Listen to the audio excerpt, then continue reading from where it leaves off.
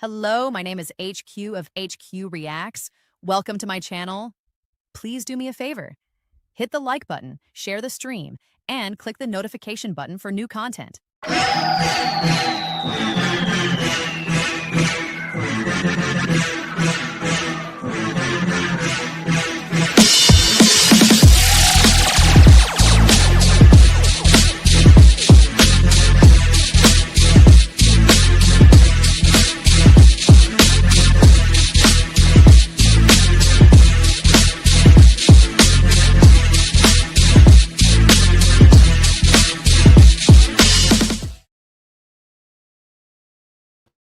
Well, hello. HQ is back. She is back. Right? Well, today is D-Day. Did people get their food stamps today? Did the food stamps get on the card today? Did we feed the poor? Did we feed the poor today? Or did we give tax cuts to the rich and we said, forget the poor? Or did we say, oh, I don't want them people spending my money. I want to know where my tax dollars go. Well, your tax dollars go to helping the poor. It's called FICA, F-I-C-A, on everybody's paycheck. You pay into the system because that's the way it is. It's a social contract. Is this social contract broken? Hello, Helen.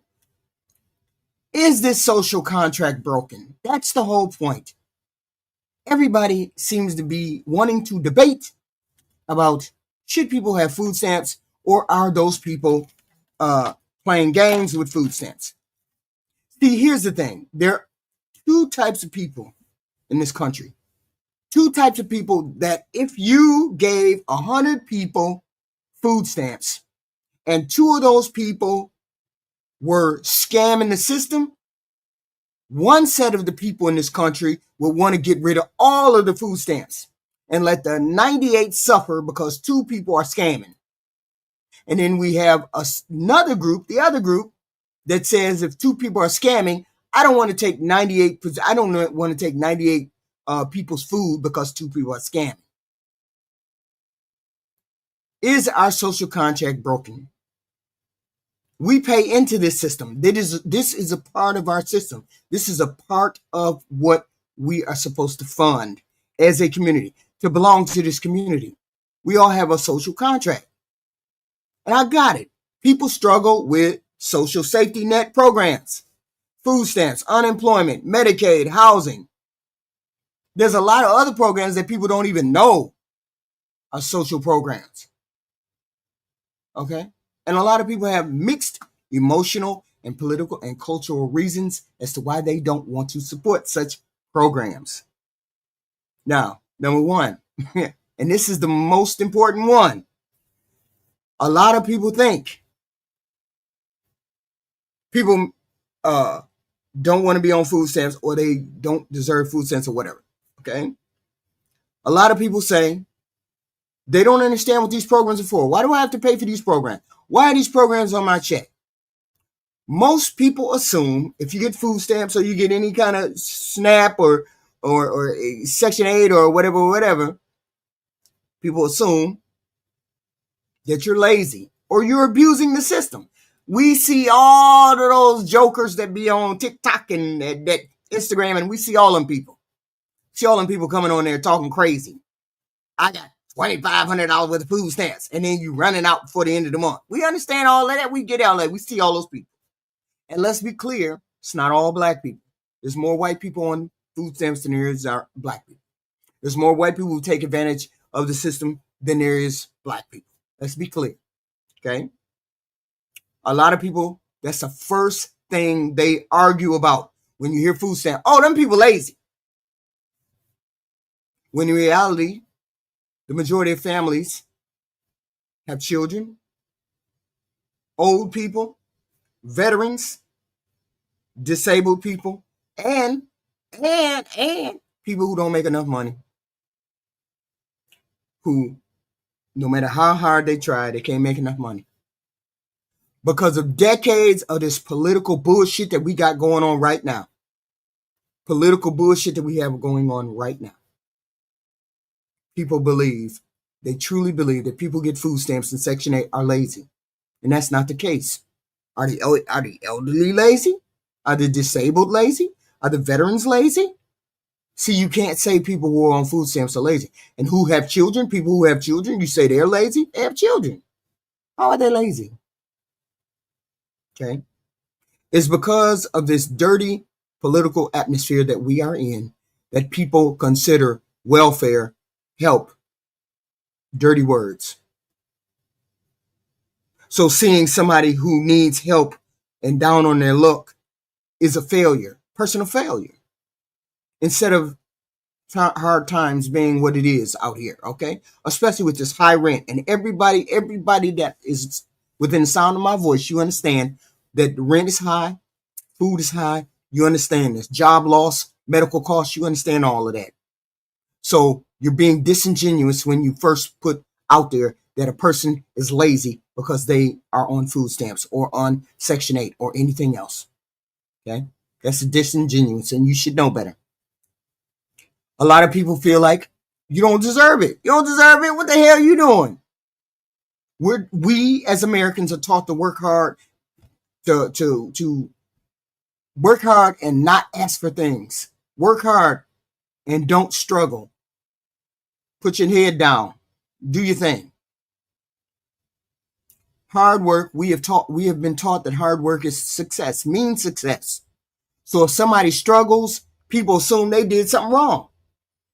You on food stamps, you lazy. You on food stamps, you just need to get another job. This creates the idea that certain people deserve help and other people don't deserve help. Okay? Everybody should pull themselves up by their bootstraps. What the fuck made you think I didn't do that at one point? But that logic ignores the economic realities of the situation. Wages have not kept up with the cost of living. And most people are one paycheck away, 2 paychecks away from needing more help or being on food stamps. The mindset is more moral judgment than economic truth, right? It just is what it is. It's not a matter of being lazy, okay? Social safety nets, for one thing, they hate the power structure, hates those. The social safety net programs represent a government taking responsibility for the well-being of its citizens, all of its citizens. Now, nobody blinked an eye when we gave those billionaires and millionaires money in July, June or July, whenever we did it. Nobody blinked an eye. But the minute the poor says we need help, everybody got a side eye. Everybody looking crazy. Everybody looking at, oh no, I see them TikTok girls. I'm seeing them TikTok girls on there with $2,500 and they doing what they dancing, having fun. They eating steaks and pies and shit like that. They ain't really using them. You didn't ask what them rich people was doing with their money. You didn't ask them what they were going to do with their money. Why are you asking these poor people what they doing with their money? You don't know the ins and outs of these people. We don't know the ins and outs of these people who use these social safety nets, these things. You all hit the like button if you like the content. We have this content every day. Please hit the like button, subscribe button, subscribe to the content. Please and thank you. I said please and thank you, right? This is HQ. We going over this power structure about this food stamp thing. Okay? These programs represent our government taking responsibility for the well-being of our people. And we, as people of this country, we pay into that with FICA, F-I-C-A. It's on your check. Look on your check. This is the part of our social safety net. This is a part of the contract we make with this company, with this country, to stay in this country, to be a part of this country. If you're American, you pay into this system. And a lot of you guys I've seen lately, you have been arguing that people's well-being should be left to the individual churches and charities. Sometimes that's not enough. If these people don't get their food stamps, the churches, charities, All of these things are going to be overwhelmed, and they cannot bear the brunt of all of these people needing help. There's a long, long history of racial and class tension tied to these debates, because a lot of white people think it's all bum Keisha. It's all a poor black woman. Keep having babies. Close your legs. Stop having babies. Stop having babies. I've been hearing this for the past week.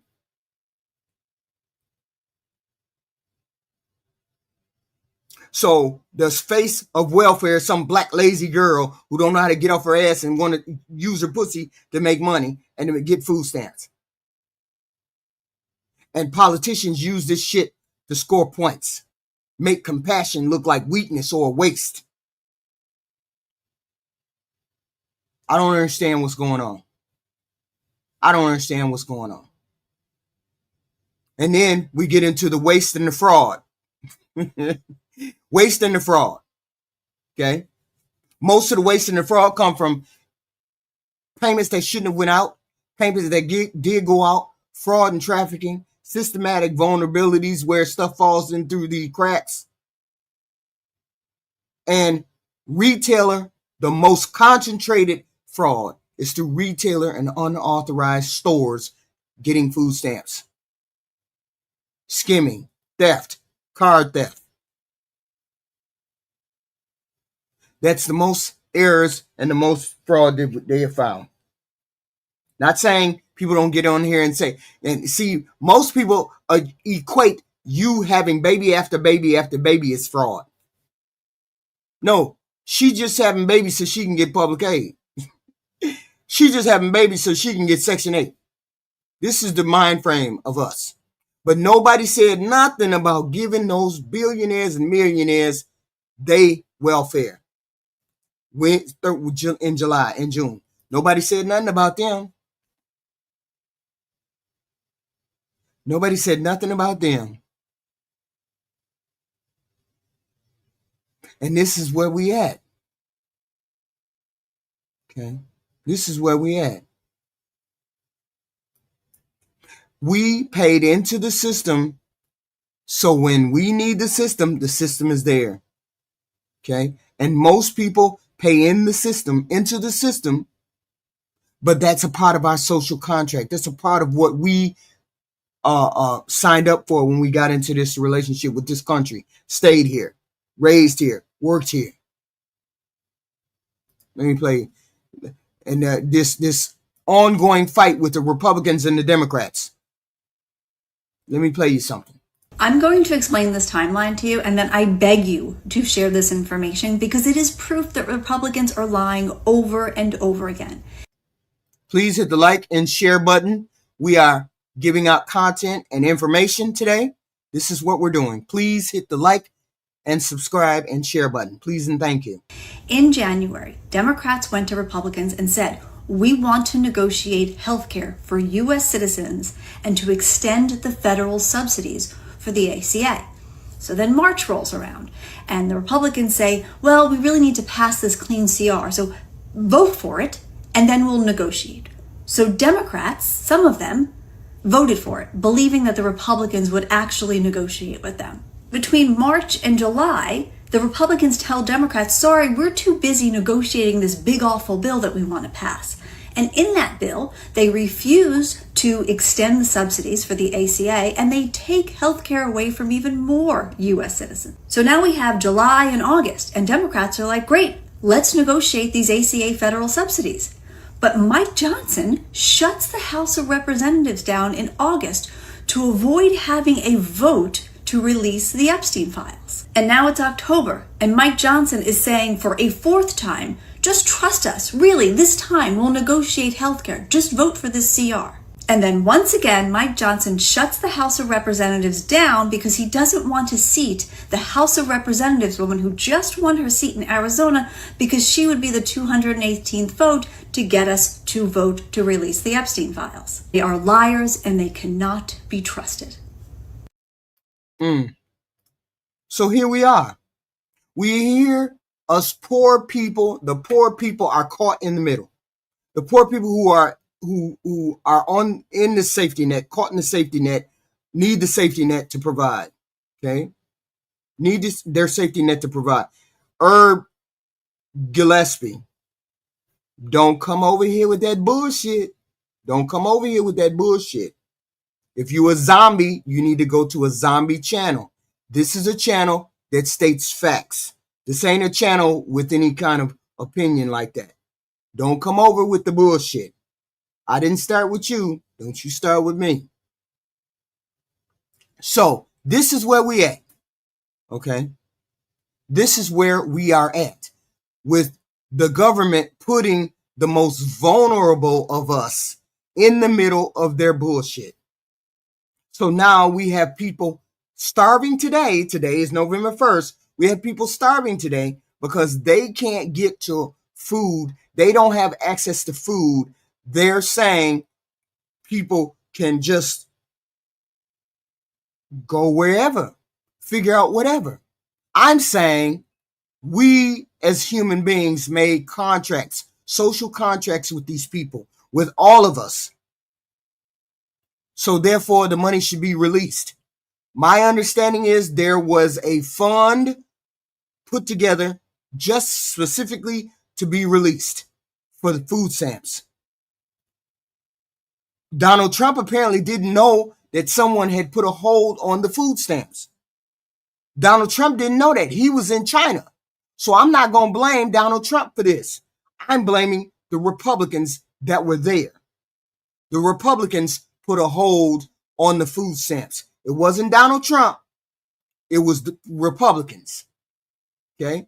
Because they can negotiate a bill. They just didn't have to pull poor people into the middle of it.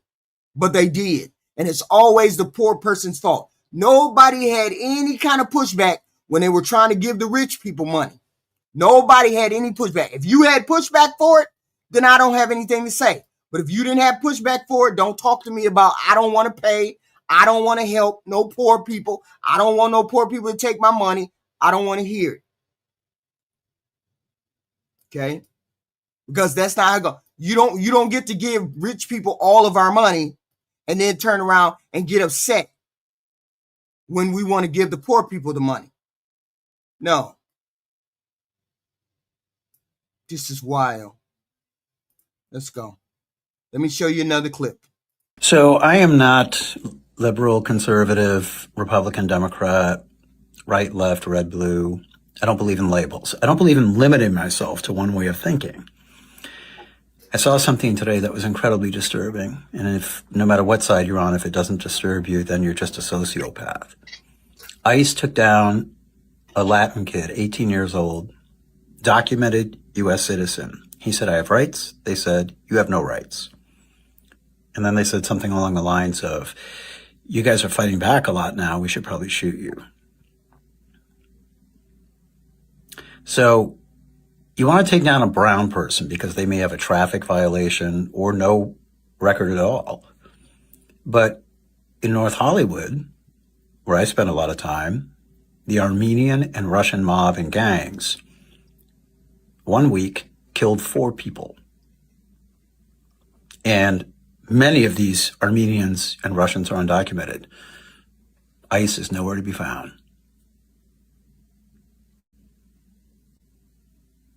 Because they're white.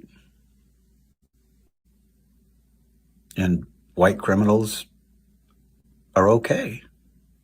Look at our president.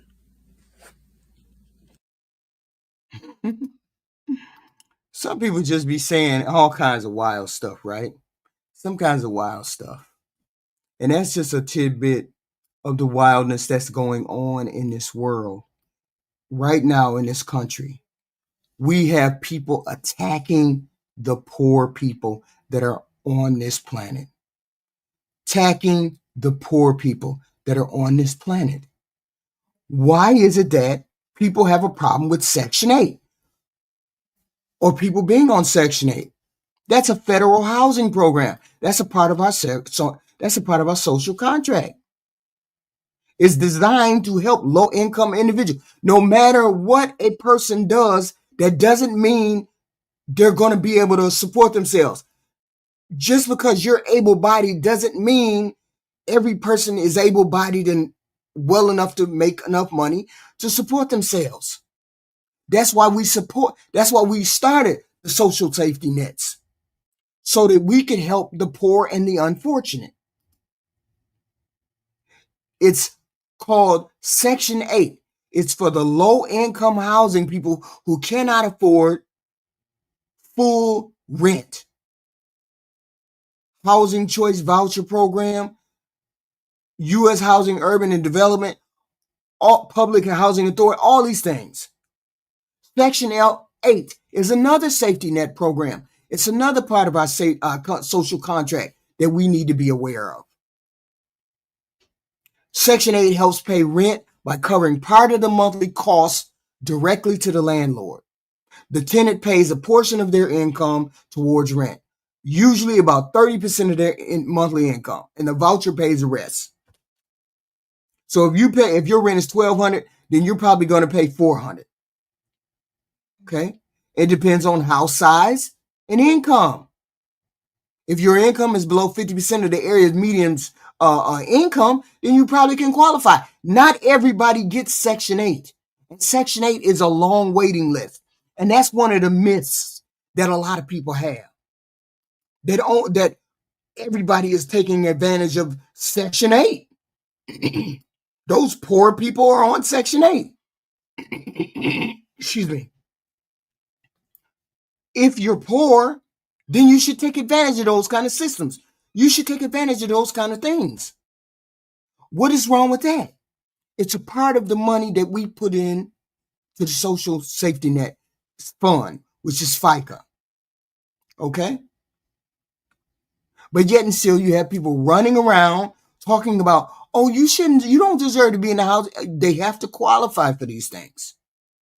And it's probably less fraud there than it is anywhere else because you have to qualify. Okay? You actually have to qualify. You have to present stubs. You have to do all of these things. Okay?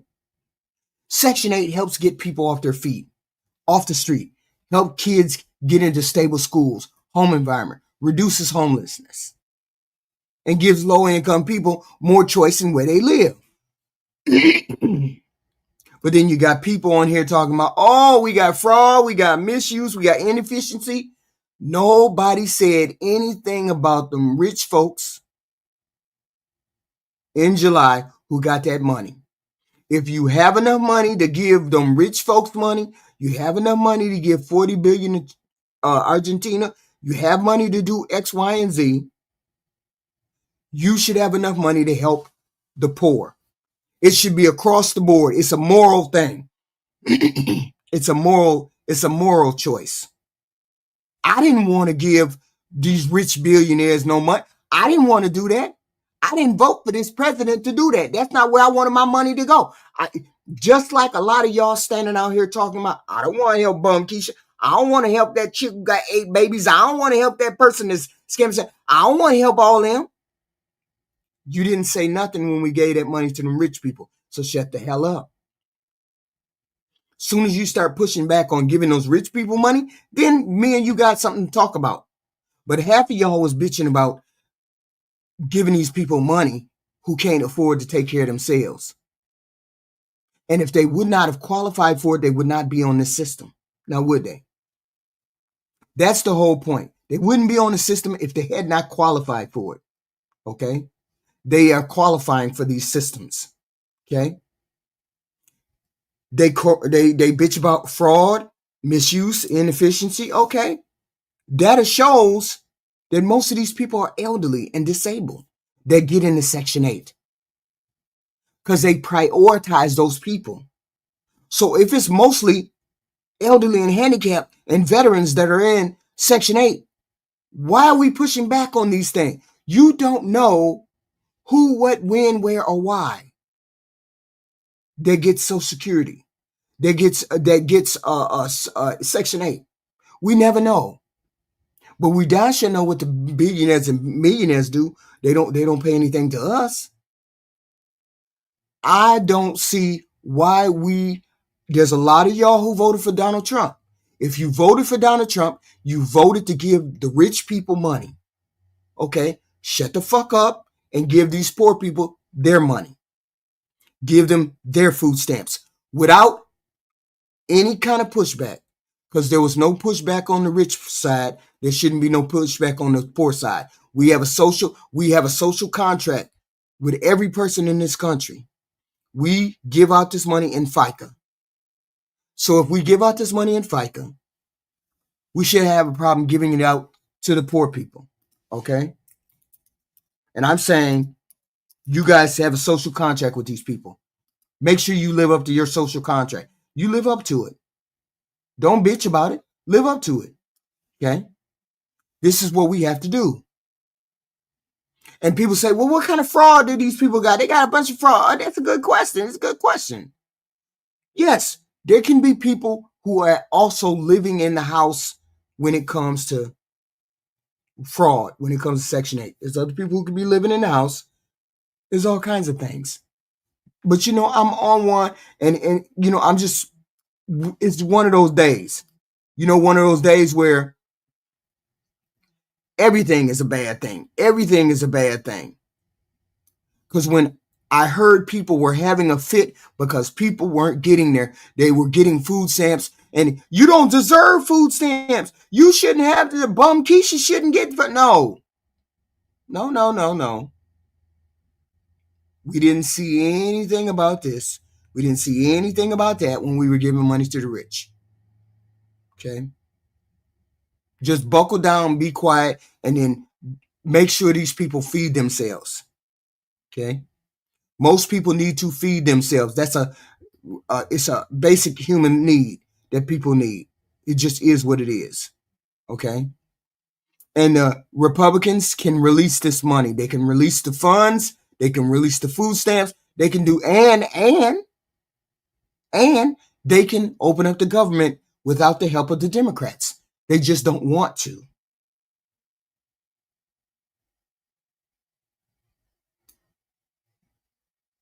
If you all want to ask me a question, put it in a super chat. I don't answer any questions unless you got them in a super chat, because some of them it just don't make sense to even ask.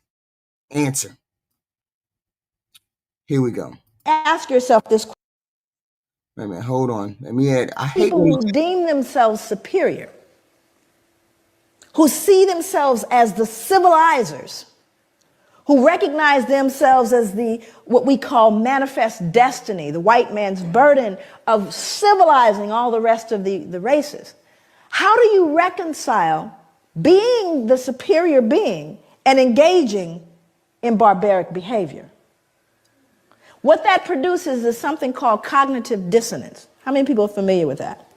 Cognitive dissonance is really thinking discord. It's when you begin to feel conflict between what you believe or understand or hold to be true, and you are then faced with behaviors, either in yourself or others, that conflict with your fundamental belief. It produces cognitive dissonance. Human beings don't function well with cognitive dissonance. You must remove the cognitive dissonance in order to function. So in order for people to perpetuate slavery and to perpetuate that whole system that lasts for centuries, you had to remove all dissonance associated with it. Can't be anything wrong with me. Certainly isn't us. We're the civilizers. We're the superior, so it must be them. Oh, yes. Well, you see, they don't even have souls. Now I can go to sleep because I'm not really dealing with the human being. Are you following me? Okay, let's see what else he said. He said, when the women and girls are taken on board a ship naked, trembling, terrified, they are often exposed to the wanton rudeness of white savages. The prey is divided upon the spot. Look at the choice of words, the prey. Resistance or refusal would be utterly in vain. And then he says, I sinned with a high hand. Yeah. I played that video simply because this is where we started. This is where we started, where we had the haves and the have-nots. We have the haves and the have-nots. People think they deserve more than other people. Has nothing to do with black and white. It has to do with rich and poor, which is what I've said when I started. What does this have to do with that? This has to do with rich and poor. Okay? The rich want to stay richer and the poor have to stay poorer. Because otherwise, what would we all do if we were all rich? We wouldn't have anybody to subjugate. Now, would we? So this is the problem that I have with people. This is the mindset that I have with people. The entitled mindset that keeps these people poor. And then we have the middle class. How can a person who makes $300 an hour convince a person that makes $25 an hour that the person that makes $7 an hour is the problem? How did that happen? Because all I heard all week long is the Republican, no, not the Republicans, but the people in Washington, the politicians telling the regular folk that the poor folk is the problem. The regular middle class folk that the poor folks is the problem. How does that even come about? How do you even think that way? How do we even get to the point where we think it's the poor people's problem? But today we do. Have we gotten an update to these food stamps? Are they giving the food stamps up? Are they going to give us the food stamps? Let's see. Hold on. Let me have an update. I want to pull up a file. I want to pull up a update on something. I had a news clip. My news clip. Where's my news clip? Damn it. No, I'm not a victim. Of course, I'm not a victim. Never said I was a victim. Did we ever say we was a victim? That's what I'm saying. Everybody seems to think they're the victim. Everybody seems to think they're the ones that. Hold on. Here's my guy. Here he is. I hate this. I wish people could realize this shit is not about Democrats versus Republicans. It's simple. It's about good versus evil. When y'all start taking potential access to food from millions of Americans, especially in the holiday season, and with this administration, I wish people could realize this shit is not about Democrats versus Republicans. It's simple. It's about good versus evil. When y'all start taking potential access to food from millions of Americans, especially in the holiday season, minimizing a family's ability to feed themselves or their children or people that are near and dear to them, you're doing that shit because once you put people in the position where their essential needs are taken, you create desperation.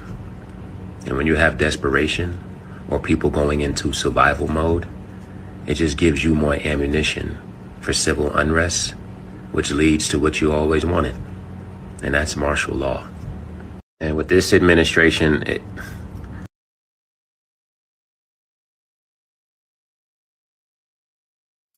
this is where we at. This is what they actually want. They want people fighting and jumping in the streets, acting up, so they can put in that martial law. We've all seen it. We've all been watching it, right? We've all been watching it. We've all been sitting here waking. Okay? He's talking about the fact that regular, ordinary human beings are having a hissy fit over giving people food stamps. I don't want them feeding off me. I don't want them scammers getting my money. I want to see where my money go. They shouldn't be eating no free food. That's what we're talking about. So are Republicans, Solar Flame. If you don't understand that, you're a zombie. So if you don't understand that is the problem, people think the majority of the people that are on food stamps are scamming for food stamps. That's what most people think. This is what this man is saying. What kind of human beings complain about giving up free shit and it don't even affect you at all? Okay. Put it in the super chat, Solar Flame. I don't answer to that stuff, and nobody else will. That's the problem. We have people that make $30,000 an hour telling the people who make $25 an hour that the people who make $7 an hour is the problem. That's wild to me. And all week long, that's all you heard people say. I don't want them people taking my money. I don't want them people living off me. I want to know where my money is going. Fuck your money. You pay into the system because you have a social contract. Anybody want to talk to me, the phone number is open. If you wanted something to say, the phones is open. Don't sit there and say no shit like that. Don't say dumb shit. Call on the phone. Then we can have a discussion. Okay? Otherwise, you're just spitting in the wind, zombie. You're just spitting in the wind. So the whole point is they have convinced everybody, oh my God, they're poor, they're doing fraud and waste. Even though fraud and waste is the smallest it's ever been when it comes to food stamps. And most of the fraud comes from the people who take the food stamps. Okay? The people who take the food stamps. The man who you give your food stamp card to, once it goes into his system, he's the one who cheats people. You're not scamming because you get it. The scamming happens once it's been at the point of sale and after the point of sale, right? That's when the fraud mostly happens. That's what Doge found anyway. I don't know what Doge found. I really don't trust what Doge did, but hey, it was some people who trusted it. And the whole point is a lot of people trust the rich people more than the poor people. They trust the rich are going to do the right thing, and then the poor people aren't going to do the right thing. And even though it's a lot of poor people who are just wanting food stamps. So my whole thing is we didn't have any problem. Most of you zombies didn't have no problem giving rich people money in July. You didn't have no problem with that. So you need to be quiet and give the poor people their food stamps and be done. It just is what it is. The phone lines are open for anybody who want to call, anybody who has a thought about the food stamps, anybody has a thought about why, when, and how, and why they don't want their money. Okay? Most people are afraid to call because they have nothing to say. You already know how I feel about Republicans. They don't stand on anything. They don't stand on anything. They just have X, Y, and Z. They hate everything. Hate gays, blacks, browns, trans, abortion. They hate everything. They don't stand on nothing. So, I always love to hear from the Republican because they never stand on nothing. But when they call, they actually can talk civilly and logically. But when they're in the chat, they don't stand on nothing. They don't stand on nothing. They zombies. So yes, red states use most SNAP benefits. Yes, they do. But I'm only assuming that we have Republicans in the chat. But here's the thing. Call up because I want to know why it's such a big deal to give the poor people their money or give poor people the food stamps. And we didn't have any pushback. We didn't have no pushback. We had no pushback with the rich people. Not one. Okay? Not one. You don't, solar flame, you don't bother me. You don't want to call on the phone. So what you say doesn't matter. You're a zombie talking. So we don't listen to zombies over here. So this is where we're at, where we're having a problem with what happens. What happens when the fraud is found? What happens to the people? Usually people get their stuff terminated, right? They get the food stamps terminated. They get the housing terminated. Okay. Then the repayment, people got to pay back stuff. They got to pay back money. They got to pay it back. If you get overpaid, then you might get fines or criminal charges. That's the whole point. That's how we do it. But some of y'all think these people are so smart that they can get away with fraud after fraud after fraud after fraud. The phone line is on the screen, Solar Flame. The phone line is on the screen. Now, if you can't be, You don't call if you can't be civil, because I can cuss too. I can call you names too, zombie. So America's net worth is $138 trillion. The 1% now control 50 trillion. Wow. Was somebody calling me? Scared to answer questions? No, just put it in super chat. Put it in super chat, Solar. Since you got 1,000 questions, put it in super chat. Because I don't have time to answer all your questions because most of them are nonsensical. So when we have fraud, termination, repayment, criminal fines, permanent bans from some of these things. So there are effective means in place in order to catch these people who scam the system. Okay. And the thing is, people wonder, well, how you working and you get food stamps? How you working and you get sex? How you all these things? There's poverty guidelines. Do people know poverty guidelines? Okay. Do you understand poverty guidelines in which people hit the poverty? If they hit certain guidelines, certain amounts, then they get X, Y, and Z. Okay. Wait a minute. Let me put this on the screen because some people don't know about the poverty guidelines too. Right? Let me share the screen. Here we go. Here's the poverty guidelines. Let's add it to the screen.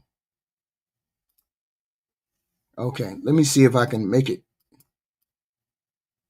I gotta learn how to make this bigger. I gotta learn how to do this. Okay. Make it so it's bigger on the screen. But anyway, here's the number. Here are numbers. Okay. Here's some of the numbers. One person. Okay. One person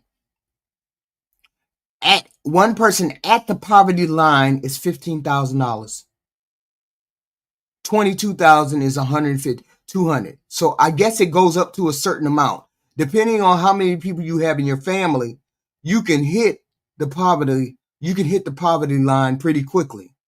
Okay, if it's 4 people, it's a mother, dad, and 2 kids. If they don't make no more than 60,000, because that could be true. It could be 2 people working at Walmart, 2 people working at Waffle House or Amazon or whatever. It could be 2 people making enough money where they only make $60,000. And so they qualify for the food stamps. That's not a matter of what is it? It's fraud. Because I saw a person on TikTok the other day and people were upset because this person said they got fraud had a panel and people were upset because these people got food stamps. And I was like, how you gonna get mad at somebody if they got food stamps if they qualify for the food stamps? Okay. How? You don't make enough money to get regular you don't make enough money to get regular food. You need supplemental help. Okay? And there's nothing wrong with needing supplemental help. The whole point is not to lose your mind when a person needs that help. Because we didn't have any problem. We didn't have any problem giving the rich people money. So we shouldn't have a problem paying out the money that we do for the people who need help. Okay? For the people who need help. And that's all I'm saying. I'm saying we as a person, this is the poverty. The 2025 federal poverty guidelines right here. 48 states and DC. Okay? The poverty guideline from 1 person all the way down to 8 people. So that's how we can look at a family of 4 and know they're making X, Y, and Z and know that they can get hold on.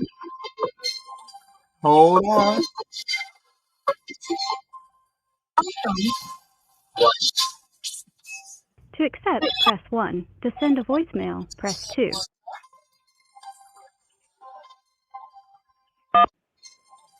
Hey, Black. Hey, I don't understand that poverty guideline. I don't understand the chart where it says 150% poverty and 200% poverty. Well, what it's saying is When people fall into when basically if you're one person and you make less than 30, you make less than that 30. The first line is 15. 15,000, 22, and then 30. So if you're one person and you make under 30,000, then you get, it determines how much food stamps you get beneath that. Okay, and this guideline is just not food stamps. This guideline is other social safety net programs. So that's why they have 3 lines. Oh, okay, so the 200% means one person, 200%. That means you get 200. I see. That's what I don't understand. You see what I mean? Because 100% of the poverty guideline is 15,000. I understand that. Right. 100% you are at poverty at 15,000.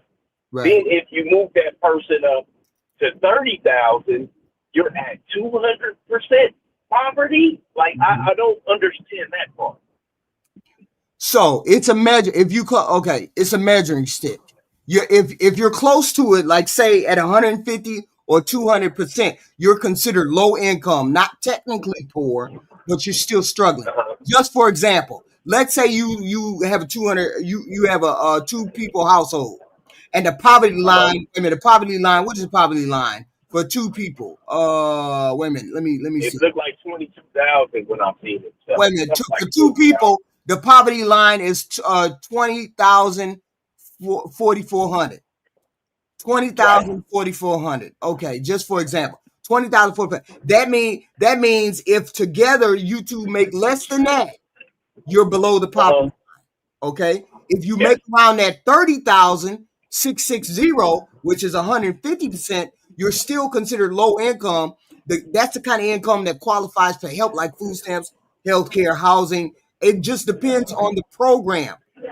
Okay, so if a family of 4, the poverty line jumps to 31,000. Feeding a house of 4 costs more than a house of 2.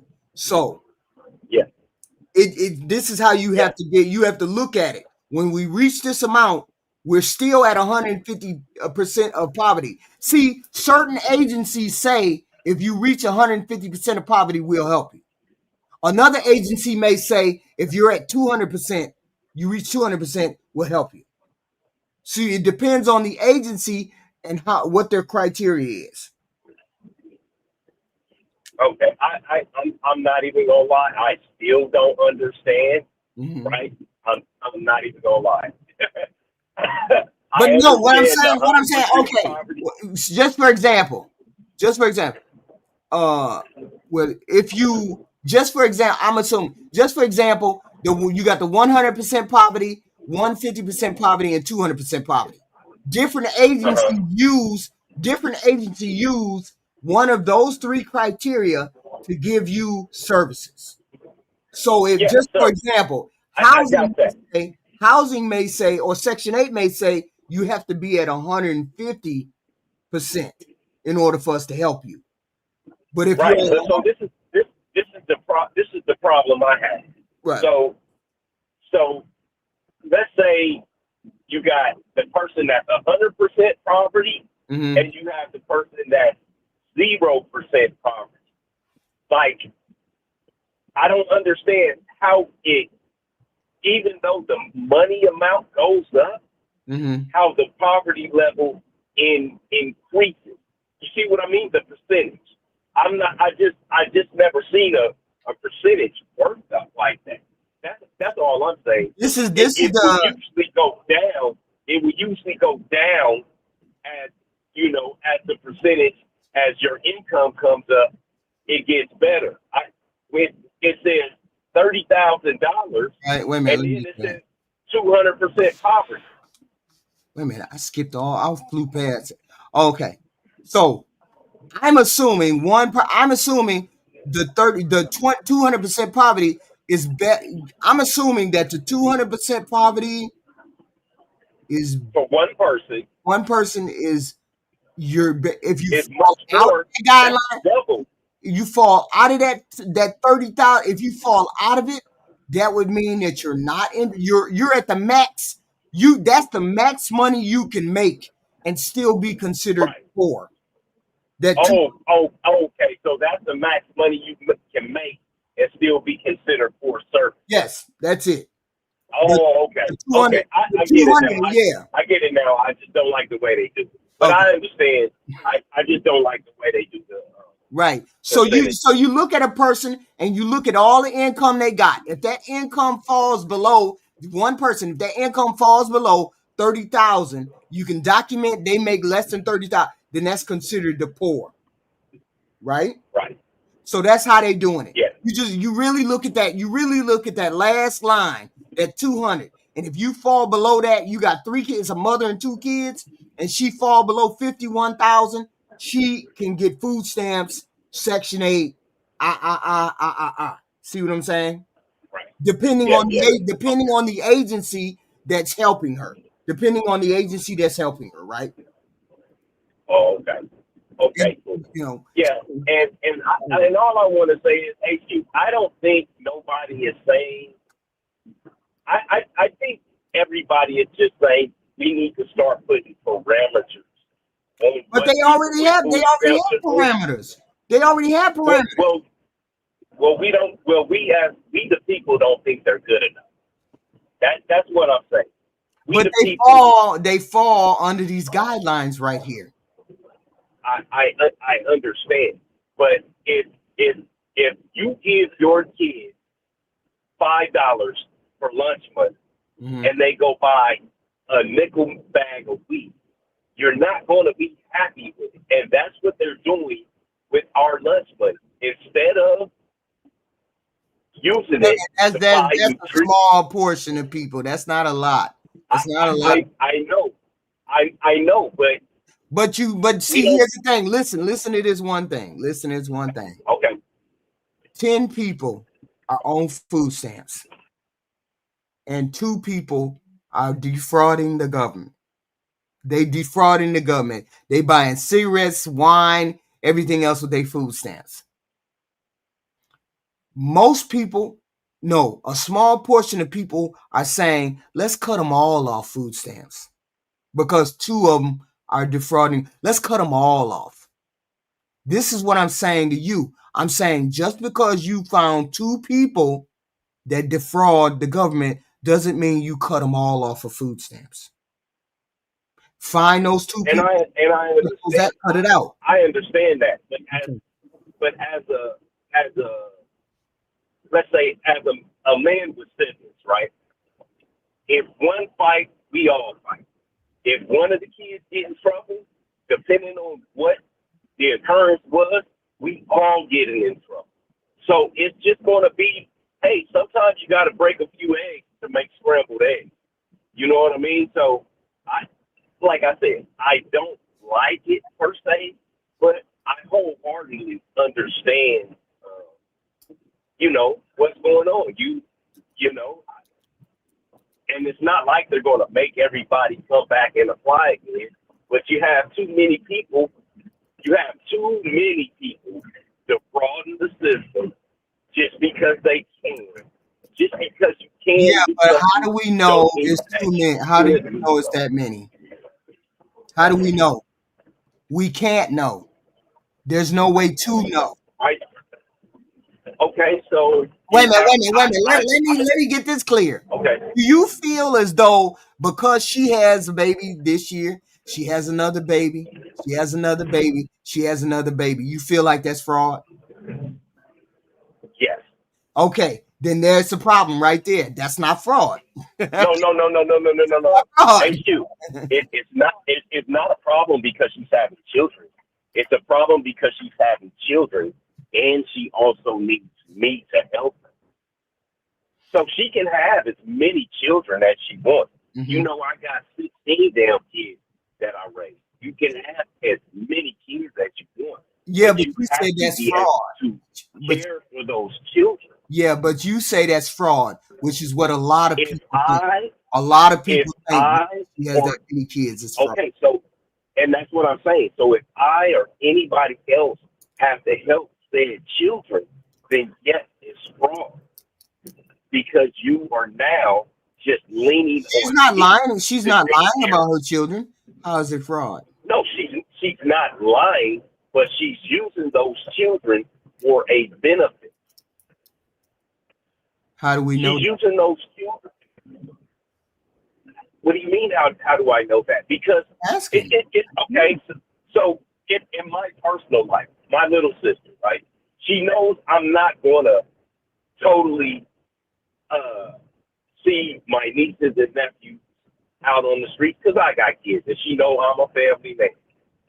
Bro, I need a house. Bro, I need a car. I need a van. I need this. I need that, right? And as the man of the family over the entire family, it is my job to take care of her. Now, boom, hey, little sis, you got a husband. That motherfucker's going to have to do something. Else I'm not taking care of you anymore. I'm going to give you a time limit to get on your feet. That time limit is up. I cut her off completely. No more houses, no more cars, no more anything. So they have to then find other ways to stay fed and stay housed. And I'm not responsible for them anymore. Right. People do it so that other people can take care of them. See, here's the fraud. The fraud that the fraud, the technical definition of fraud. When people fraud the government, people are not. If I have a child, then have another child, then have another child, I'm not defrauding the government. I'm telling the government exactly what I'm doing. There's no lock on me having children. So as long as there's no lock on me having children, so we agree. I am not frauding. We agree with that part. So I'm not frauding anybody. Most of the fraud comes through payments, payment errors. I hate that word, errors. When more food stamp is paid out than it's supposed to be paid out. That's the bulk of fraud. That's the bulk of fraud, when too much is paid out. Okay. Right. So then you need to then cut the person off, right? Yeah, but you wouldn't cut the people off. Yeah. No, you would make them pay it back. You would make them pay it back. For large part, they don't make people pay things back. Oh yeah, they come and get the food. They come and get the food stamps back the next month. And once they find out that they made a payment error, they come and get that food stamps the next month. They come and get but that's if you are doing a blatant defraud. What you're saying is like a simple error in calculation of overpayment. This is when a worker. This is $100 less every month. When a worker, a government person who gives the payments out, when a government worker pays you too much money, gives you too many food stamps, that's the biggest fraud that they have out there in food stamps. That's documented. It's a percentage that. Really? Yes, that's the biggest fraud. Yes. Oh, okay. That's the biggest fraud, where a worker pays somebody too much money. The next biggest fraud in food stamps is when people get overpaid, when they say they report wrong income or something like that. That's the biggest fraud. Okay? That's the second biggest fraud. And the third biggest fraud is when people don't get as much food stamps as they're supposed to get. Somehow their money got waylaid somewhere else. It's only all the food stamps that get paid out. Fraud, human fraud, is about 2%, and that's it. So that's because people messed up. Right? Yeah. So about 2%. So it's not. So the biggest fraud and waste is not the person, the actual person that's getting the food stamps. It's other factors that are involved, and then we have the people who you pay the food stamps to, who you pay the food stamps to, and they take food stamps for beer, cigarettes, X, Y, and Z. That's part of fraud too. Now I've never seen that. That's yeah. I've never seen that. Oh, definitely. I've never seen that. So real fraud that people keep. How do we When the store's cheap, the store's cheap. The corner store rings up fake grocery receipts, but they give you cigarettes instead of groceries. Yeah, that's the only way you can get caught is if somebody tells on you. Misuse of that. You say what? Say it again. I said, how do we stop them, the stores, from cheating? You aren't able. You're not able to do that. The only way they can get caught is if somebody tells. That's the only way you can get caught is if somebody tells. Or they have an agent come there and check and look closely at the receipts. Look closely at the receipts and then looks at your outgoing and ingoing product and whatnot. I mean, you would have to do a deep dive. Okay. So those are how people get caught. But the fraud that most people are talking about on here, a lot of people are talking about fraud on here. That's a very small percentage of fraud because they're not the one. The person who that would be so awesome to put them.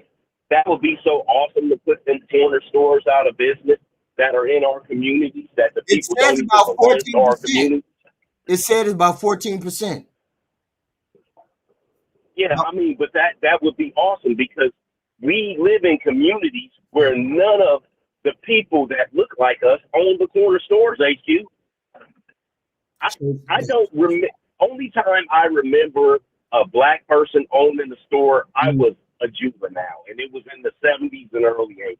Right. Like since I've been grown, I've never seen a black neighborhood with a black person that owns the store. Even here in Vegas, right? Like we have our corner stores. Mm-hmm. They're all owned by other people. They're none of them owned by black people. Okay. That are in our neighborhood. So now you know where. So now you know where the major fraud occurs at. The major fraud occurs in the neighborhood stores, in the corner store, the pocket stores, those kind of stores. It happens all the time. It's a big portion of fraud. Okay, it's the biggest portion. Yeah. It's the biggest portion of fraud that happens in food stamp. But that's not her. Okay. That's not Bum Keisha reporting her having more kids or anything else. It's the retailers. No, we're not saying more kids. It's just like we were saying the other day. The only thing you should be able to use your food stamps is at a grocery store, and it be for beans, rice, vegetables, fish, and chicken. That's it. I don't eat vegetables. I'm on food stamps. I'm on food stamps, and I don't eat fish and chicken. Well, are you saying you don't eat meat? No, I'm saying I don't eat meat. So I don't eat meat. So I eat other things. So right. So you don't have to worry. Yes, but we can't tell people. We can't tell people what they eat. You can't tell people what they eat. No, we can't. But HQ, if I'm helping you, no, you're not helping me. You're part of your contract. Part of your contract is to give up your funds. Part of your contract is I don't believe in this social contract, HQ. I'm sorry, you're a part of it. Whether you believe it or not, unless you want to buy a part of it or not, you're a part of it. You can't get out of it. I don't think that anybody believes in a social contract, HQ. This is what we have. We have the social.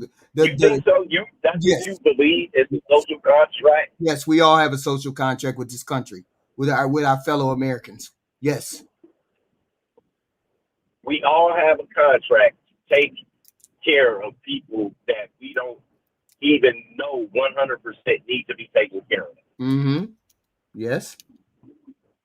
HQ, I'm sorry. It's not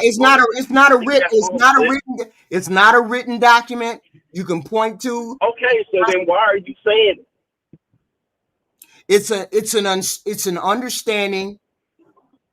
It's an unspoken agreement that between the people and their government about the rights and the responsibilities and the trust that we have in our government. Social contract. We all have such thing. We all have There's it. no such thing, HQ. Yes, absolutely we have it. People agree to give up some freedoms. You agree to give up some freedoms in exchange for safety, stability, and protection from the government. Say I'm lying. I'm not going to fire, but I don't know where it's ever said that. So what do you mean? And like explain it, because I'm not going to call you a liar, but I don't. You're saying I'm willing to give up my safety? You saying I'm willing to give up what? You're willing to give up some personal freedoms in exchange for safety, stability, and protection from the government. Okay. So you would have to expand on that. What personal freedoms is a person giving up?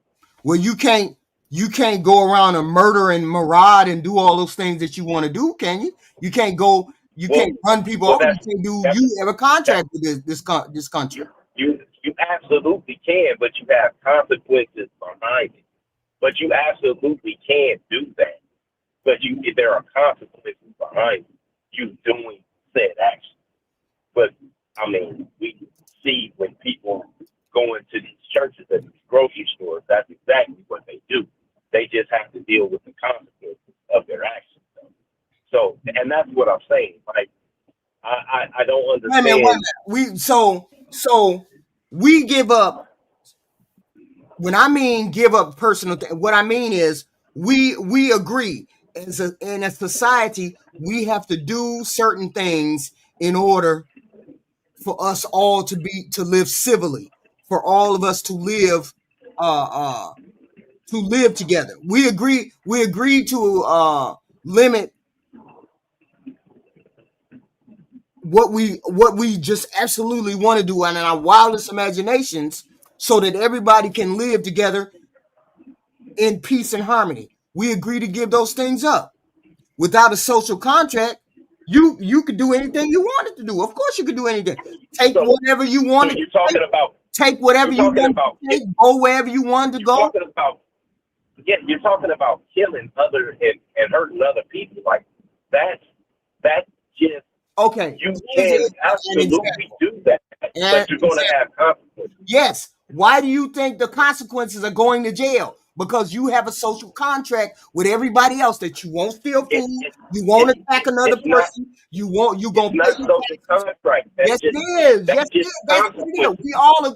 We all agree to do what we want to do. Otherwise, you could go into the mountains and live how you want to live, where you wouldn't have to pay any taxes, where you wouldn't have to not attack you. You couldn't pull your clothes down and then grape another human being. These are things. This is part of the social contract that we have.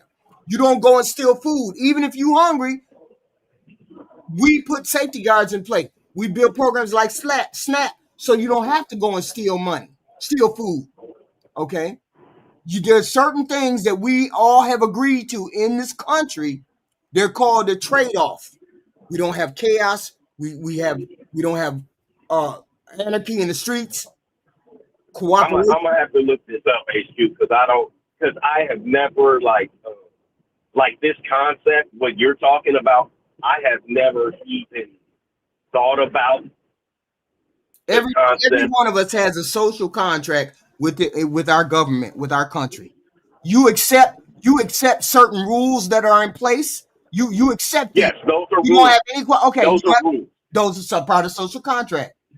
You don't run red lights. Rules or not. You don't run red lights. You understand that the government is going to punish you if you do certain things. We have elected officials. Yes, because there's a consequence. These are all social contracts. The part of our social contract. I'm gonna have to. Like I said, maybe I'm just not familiar with this term that you use, a social contract, because I don't think that that's a social contract. I just think it's things that we as people don't do because we have a consequence for them. So you may not do certain things. You know what I mean? That's why you don't force yourself on a woman or go and rob banks, because there's a consequence. It's not a contract with society saying that I won't rob a bank. You know, as far as a person. Why wouldn't you rob a bank? What do you mean? I would absolutely rob a bank. What are you saying? What exactly? What are you saying? Most people wouldn't rob a bank. Well, but that's because they're scared of consequences. Okay, then we're all scared of consequences because most of us wouldn't rob a bank. That's a part of the contract to live in a civilized society. We follow certain rules and norms. We follow certain rules. I got you. But, that means we're giving up. That's not a contract that I'm signing with somebody. No, you're morally observing the rules. But you're morally signing the rules. It's a basic understanding. It's a basic understanding that we have. You fight against morals all the time when we talk, sis. Who? What? I say you fight against morals every time we talk. Because your sis, morals are your morals and my morals are my morals. Well, you can't have morals for you and it don't. You're talking about society. I'm talking about society also. A moral contract is I don't run around and I don't grape people. That's one of the I don't run around and unalive people. I don't run around and do X, Y, and Z. There's certain parts of things that you all of us agree as a society not to do. All of us agree as a society not to do these things. That's a part of our social contract. All of us agree to not run red lights, to not steal, not to X, Y, and Z. That's why people who break those social contracts end up in jail, end up in trouble, end up in the law. But the rest of us follow these social norms.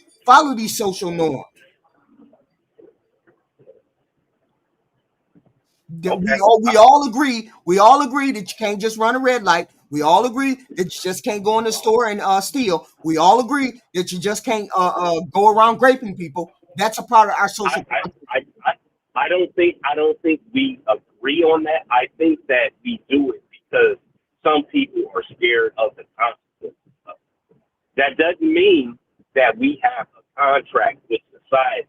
That just means that if I know I'm gonna get away with bank robbery, I'm 100% going to do it. If I know 100% I'm gonna get away with it, I know 100%. So I know you know what I'm talking about. You just being obtuse. Here's another question.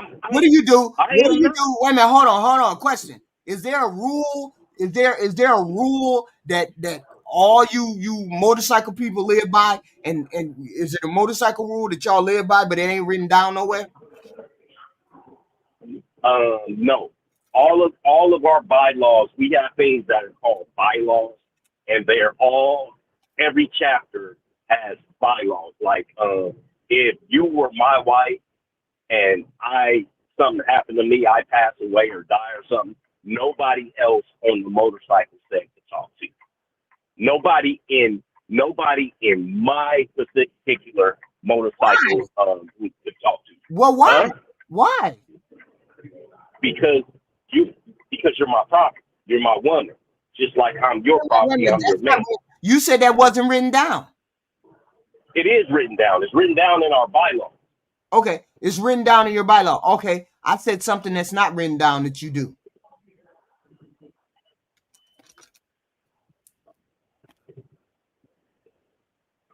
Like that's a good or a bad thing? Like what is like? No, I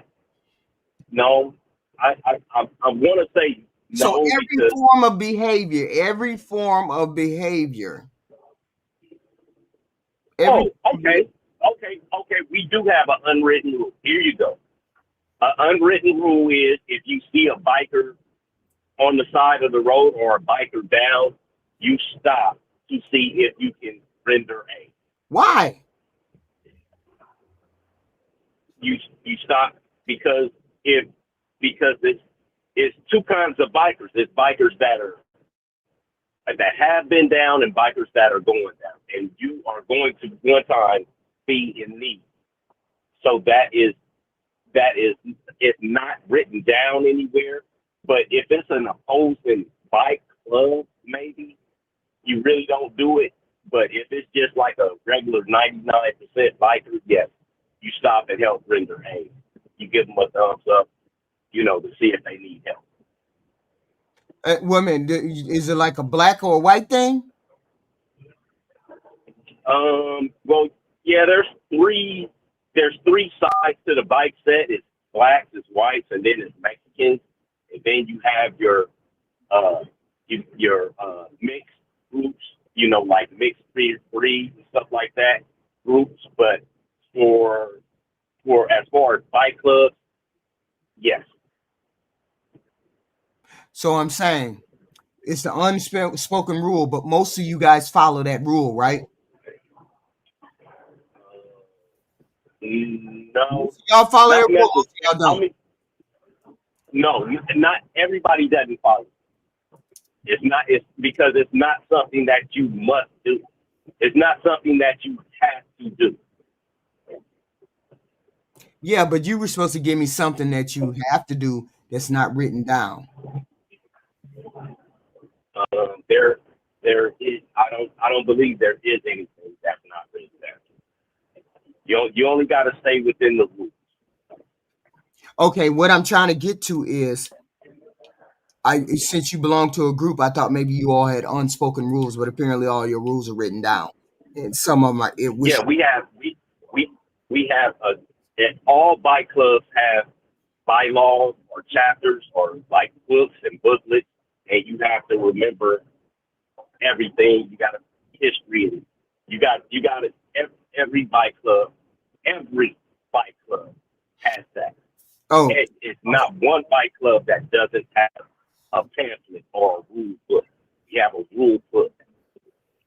okay.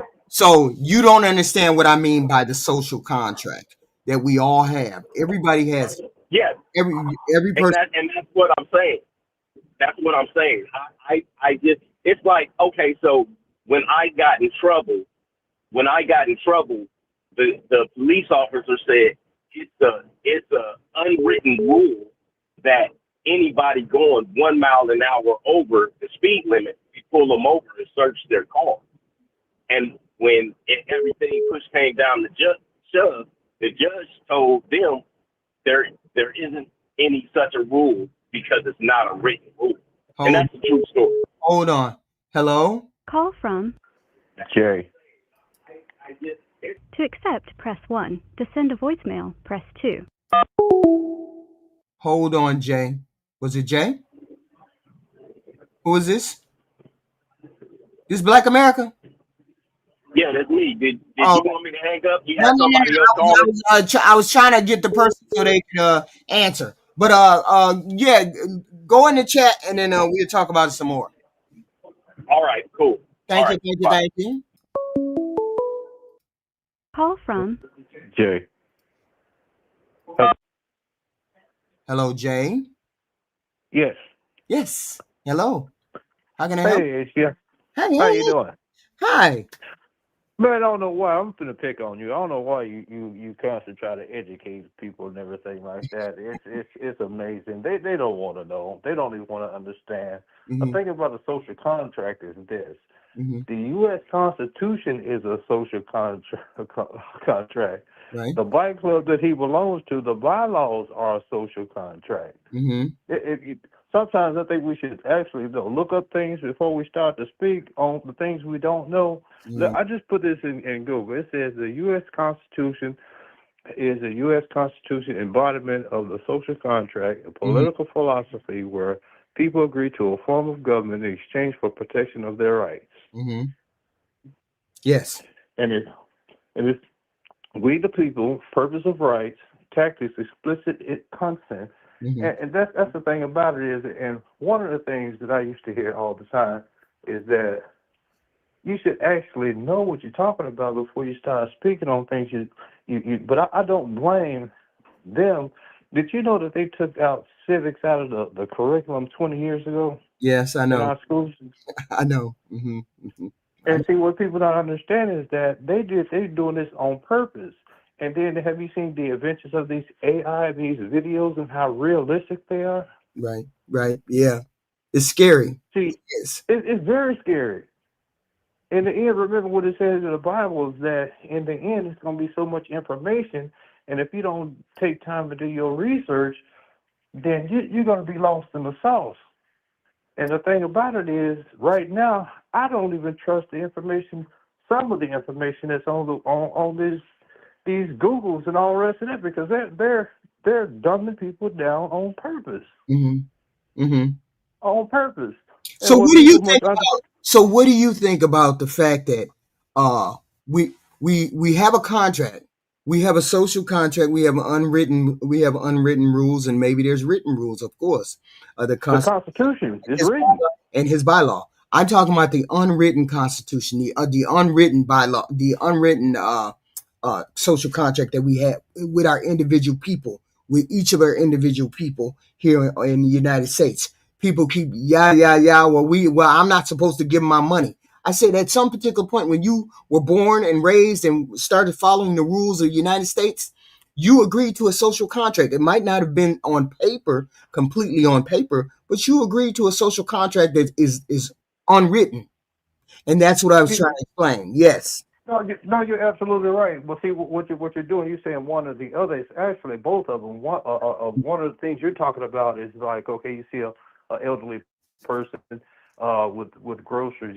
You walk her bags across the street. That's a social contract right there. You see a child in danger or something like that. You intervene. I mean, another social contract is the way I speak to you and listen to you and everything without yelling, without touching you. Yes, there is social contracts. Right. Because if you think about it, if you don't have that social contract, you're having individuals run around like a wild, wild west. Yeah, which is what I said. Laws, yes. And the laws are enforcement of that social contract. Right. I mean, because otherwise you could do whatever you wanted to do. You could do whatever you wanted to do. You wouldn't be able to. You didn't have to stop at no stop sign. You can go around and grape people however you want to. You could go around and tear up stuff, other people's property, all you want to, without consequence. But we all agree as a collective that we will not do these things. Right? We agree to that. That's a part of the social contract, which is what I was trying to explain, but I could have said constitution or bylaw or whatever, but these are unwritten, helping people. And based on what the subject was we give people money through FICA, FICA. We give these people food stamps, Section 8, whatever. We give them that money to help with that social contract. You're giving money to people to help them when they're down on their luck. That's a part of the social contract. That's what I'm trying to tell people. It's in the FICA, the FICA.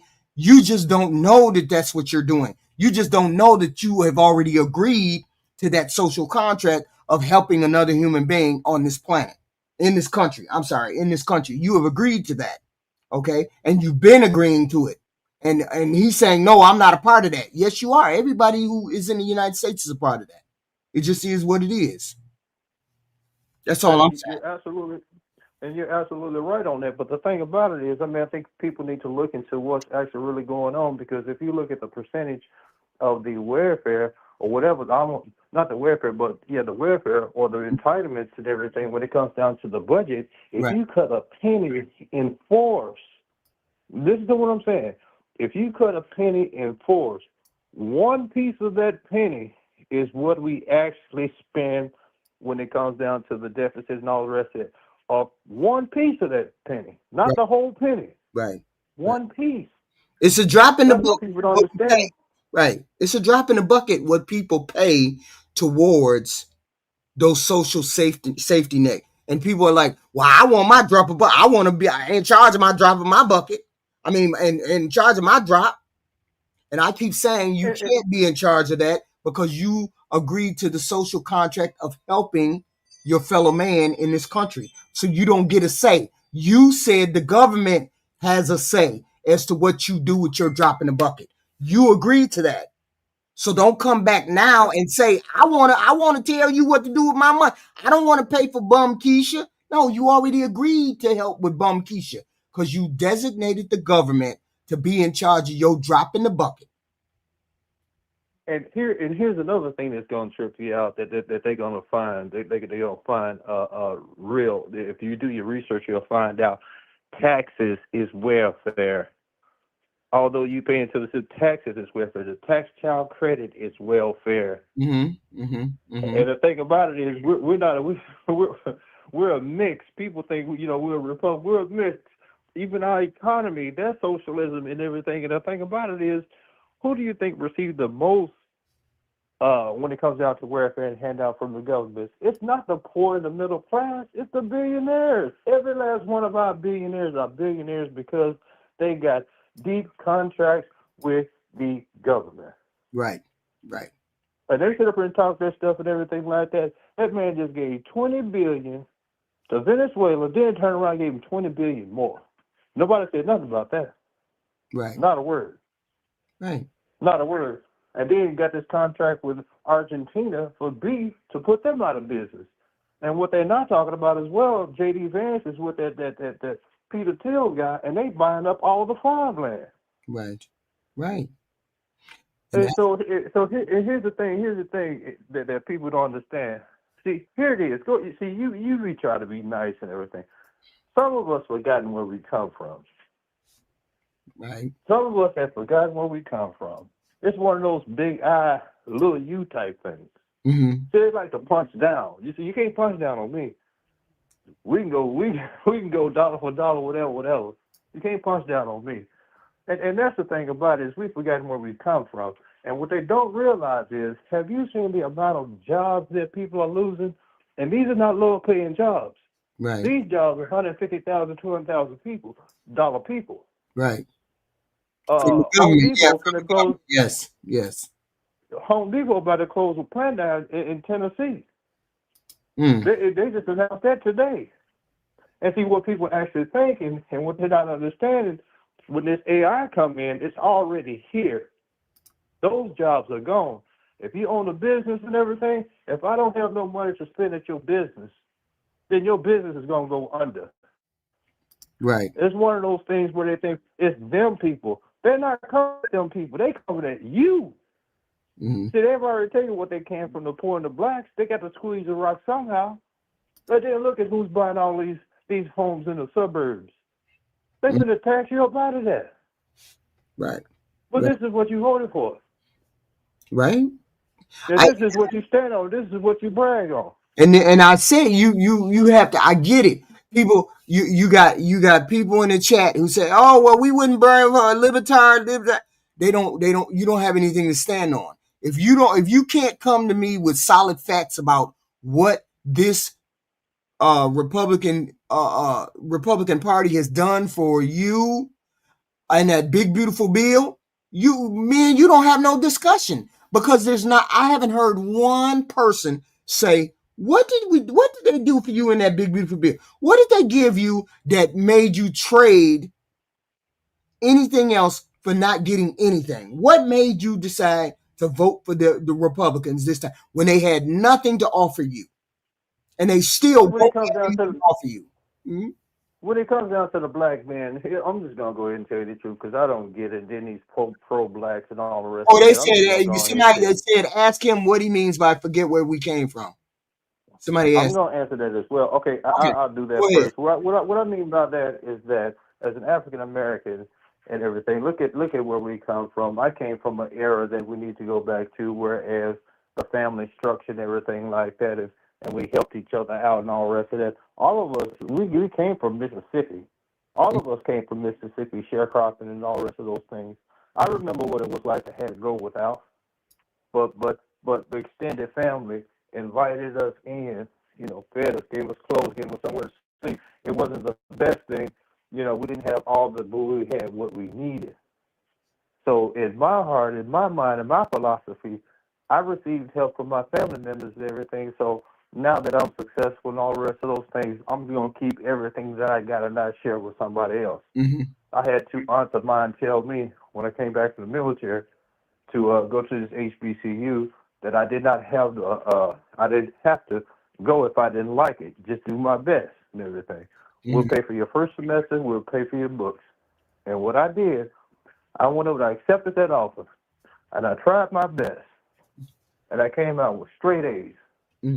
Straight A's and was on the dean's list ever since then. Now that I'm single and old and all the rest of that, I offer the same thing to my younger relatives. Mm-hmm. But you have some people in the family that you help the most. Why is the people that you help the most are the most stingiest? I don't know. That's what I'm talking about, where we come from. Mm-hmm. And see, the problem is when it came to down to our community, instead of us building our communities, everything, we ran out there to the suburbs. Now they foreclosing on it. You know, sold mama's house, you know, sold grandma's house, you know, sold auntie's house and all the rest of it. Got a few pennies for it, ran out there, and now and then guess what the average years that people live in the suburbs? What? 7 years. 7 years. 7 years, and they back, but they done sold everything. So the thing about the situation is this right here. If you really want to, if the generals really want to take a look at what's going on economically and everything, they're not coming after the poor. They're coming after you.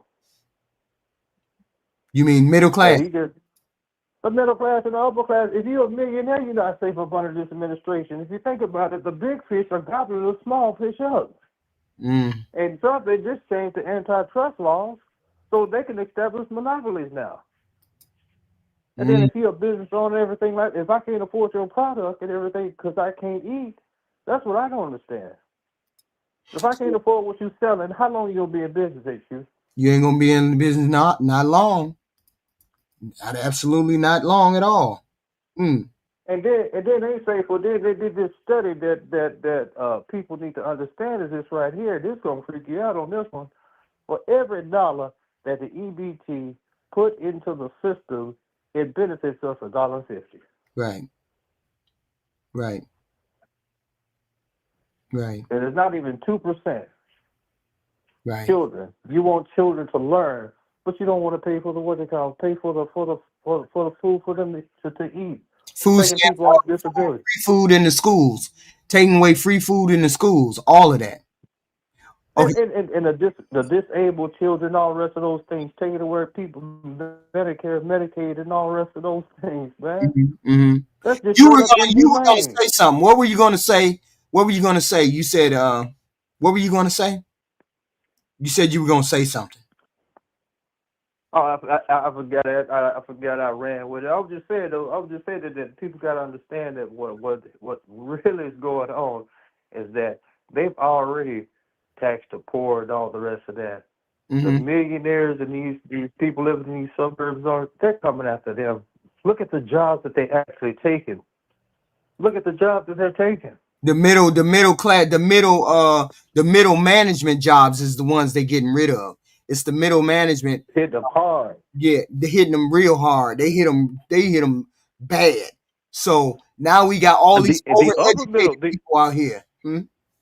Exactly. And the where they upper gonna go? and all the rest of that. Right, and where they gonna go? And not only that, you got to think about it like this: the CEOs and all the rest of that, they gonna get them too because they don't need them. They get them too. If you look at the people that's lost those jobs, looking at the wealthiest county in Virginia, where those contractors was and everything by Washington, D.C., that was the wealthiest county for black people. That thing has been decimated. Wow. Decimated. Wow. And then the thing people don't understand everything when they come down to these food stamps and all the rest of that, what is basically happening is that was a test run. If you notice one thing and people not understanding is this right here, that's why we need to, educate ourselves on these things. Right. You know that they are putting, they're gathering up under the Department of Justice, the Department of Defense, 500 quick deployment soldiers in each state from the National Guard. Something is happening around here, and it got. Think about the elections. Think about the elections. Yeah. So when they fix these elections and everything like that, you get in the street and everything like that. What you think this is? This is a coup. Right. Because I'm looking at all the attacks that have occurred all across this world. And did you hear about this? Them building labor camps for the homeless that they're starting to build in Utah, labor camps, which is going to be the test dummy, the crash dummy. labor camps for the homeless. And these things about that troops and everything like that, they say that thing is going to deploy on January 1. That's in 2 months. January 1st, they'll be ready. So And when see, it comes down to these, I'm looking at all the little things all across the board. What's been happening since this administration has been in the food stamp? This threat to the food stamps,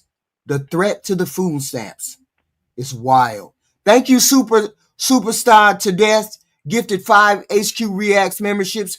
Please use those wisely. Whoever gets those memberships, please use those wisely. Thank you very much. Thank you. I'm looking at what's going on. Okay. Another weird thing I heard yesterday. Weird. You know how in the military, all these people quitting, getting rid of the trans, getting rid of whoever the women generals and whatnot, right? You heard of them? Okay. So what did they do? They just implemented a new rule in the military. You have to shave.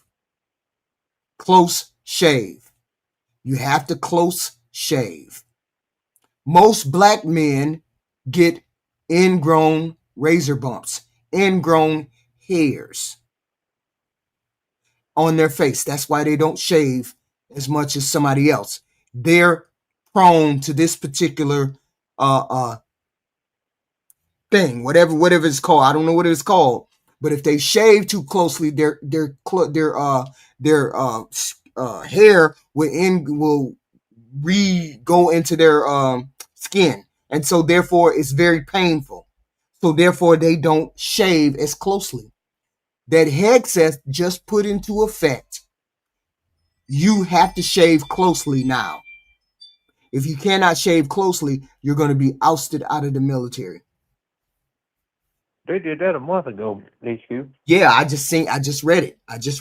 So I'm saying, is it related? That's black men, right or wrong?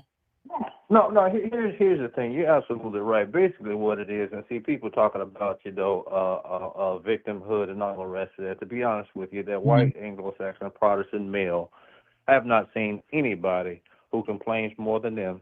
That's all they do is complain. If somebody said something, everything like that. Now you got the election, you got the House, you got the Senate, you got all the, and you still complaining. Right. Instead of talking about the issues and everything, and what you'll find is that whenever you ask them questions, I told you this before, you ask them questions, they cannot explain anything. What the gentleman was saying, he was running all around and they don't answer questions directly at all because the knowledge is limited. Okay. Of all the things that are going on, all the things. See, it's so many moving parts out here. We are having so many things going on. People got to become aware of what they're doing. This food stamp fight, I just don't see why we're having that fight. Why are we fighting so hard against poor people getting food stamps when we had no pushback for the rich people getting what they got? I just don't understand. Here's the thing going to trip you out. If people talk about the poor class, well, what they're not really telling you is that almost 60 to 70% of the people that's receiving the food stamps are working. Right. These people are working. These wages have not gone up. Have you been to the grocery store lately? Yeah.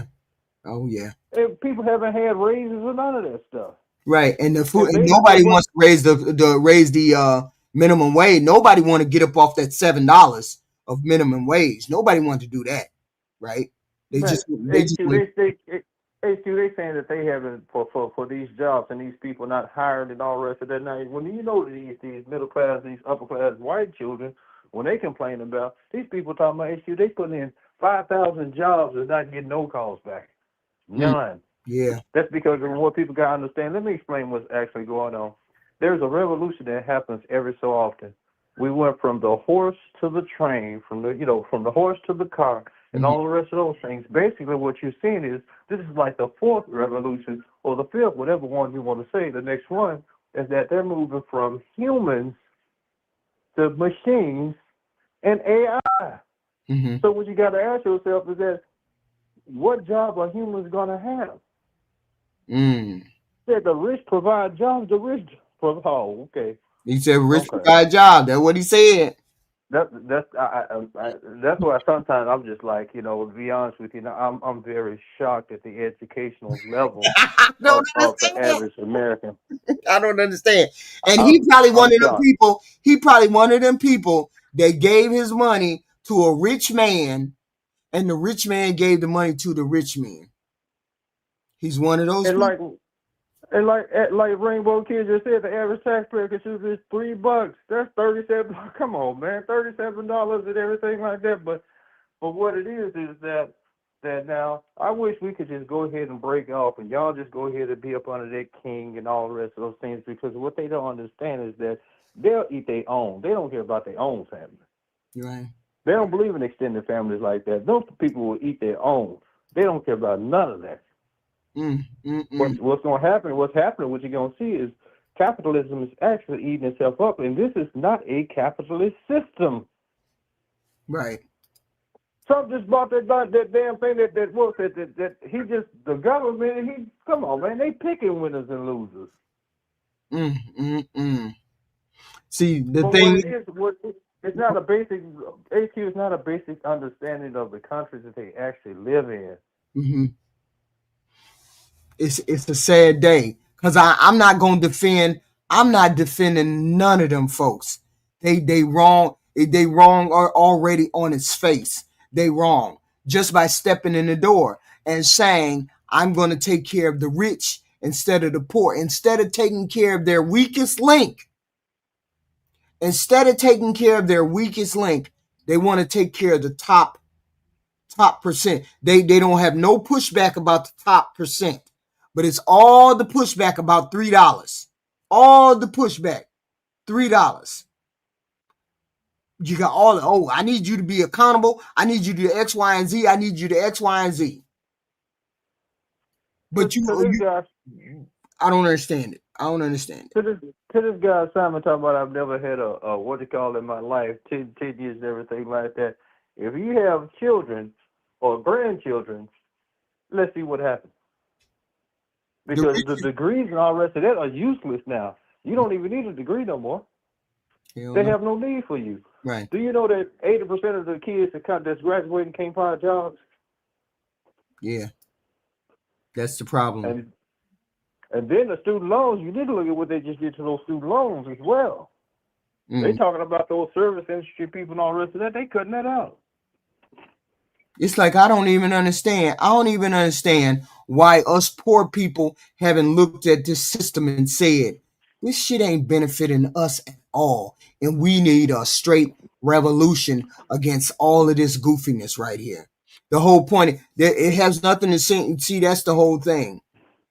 If you don't understand that you already have a social contract to pay into the system to help the less fortunate.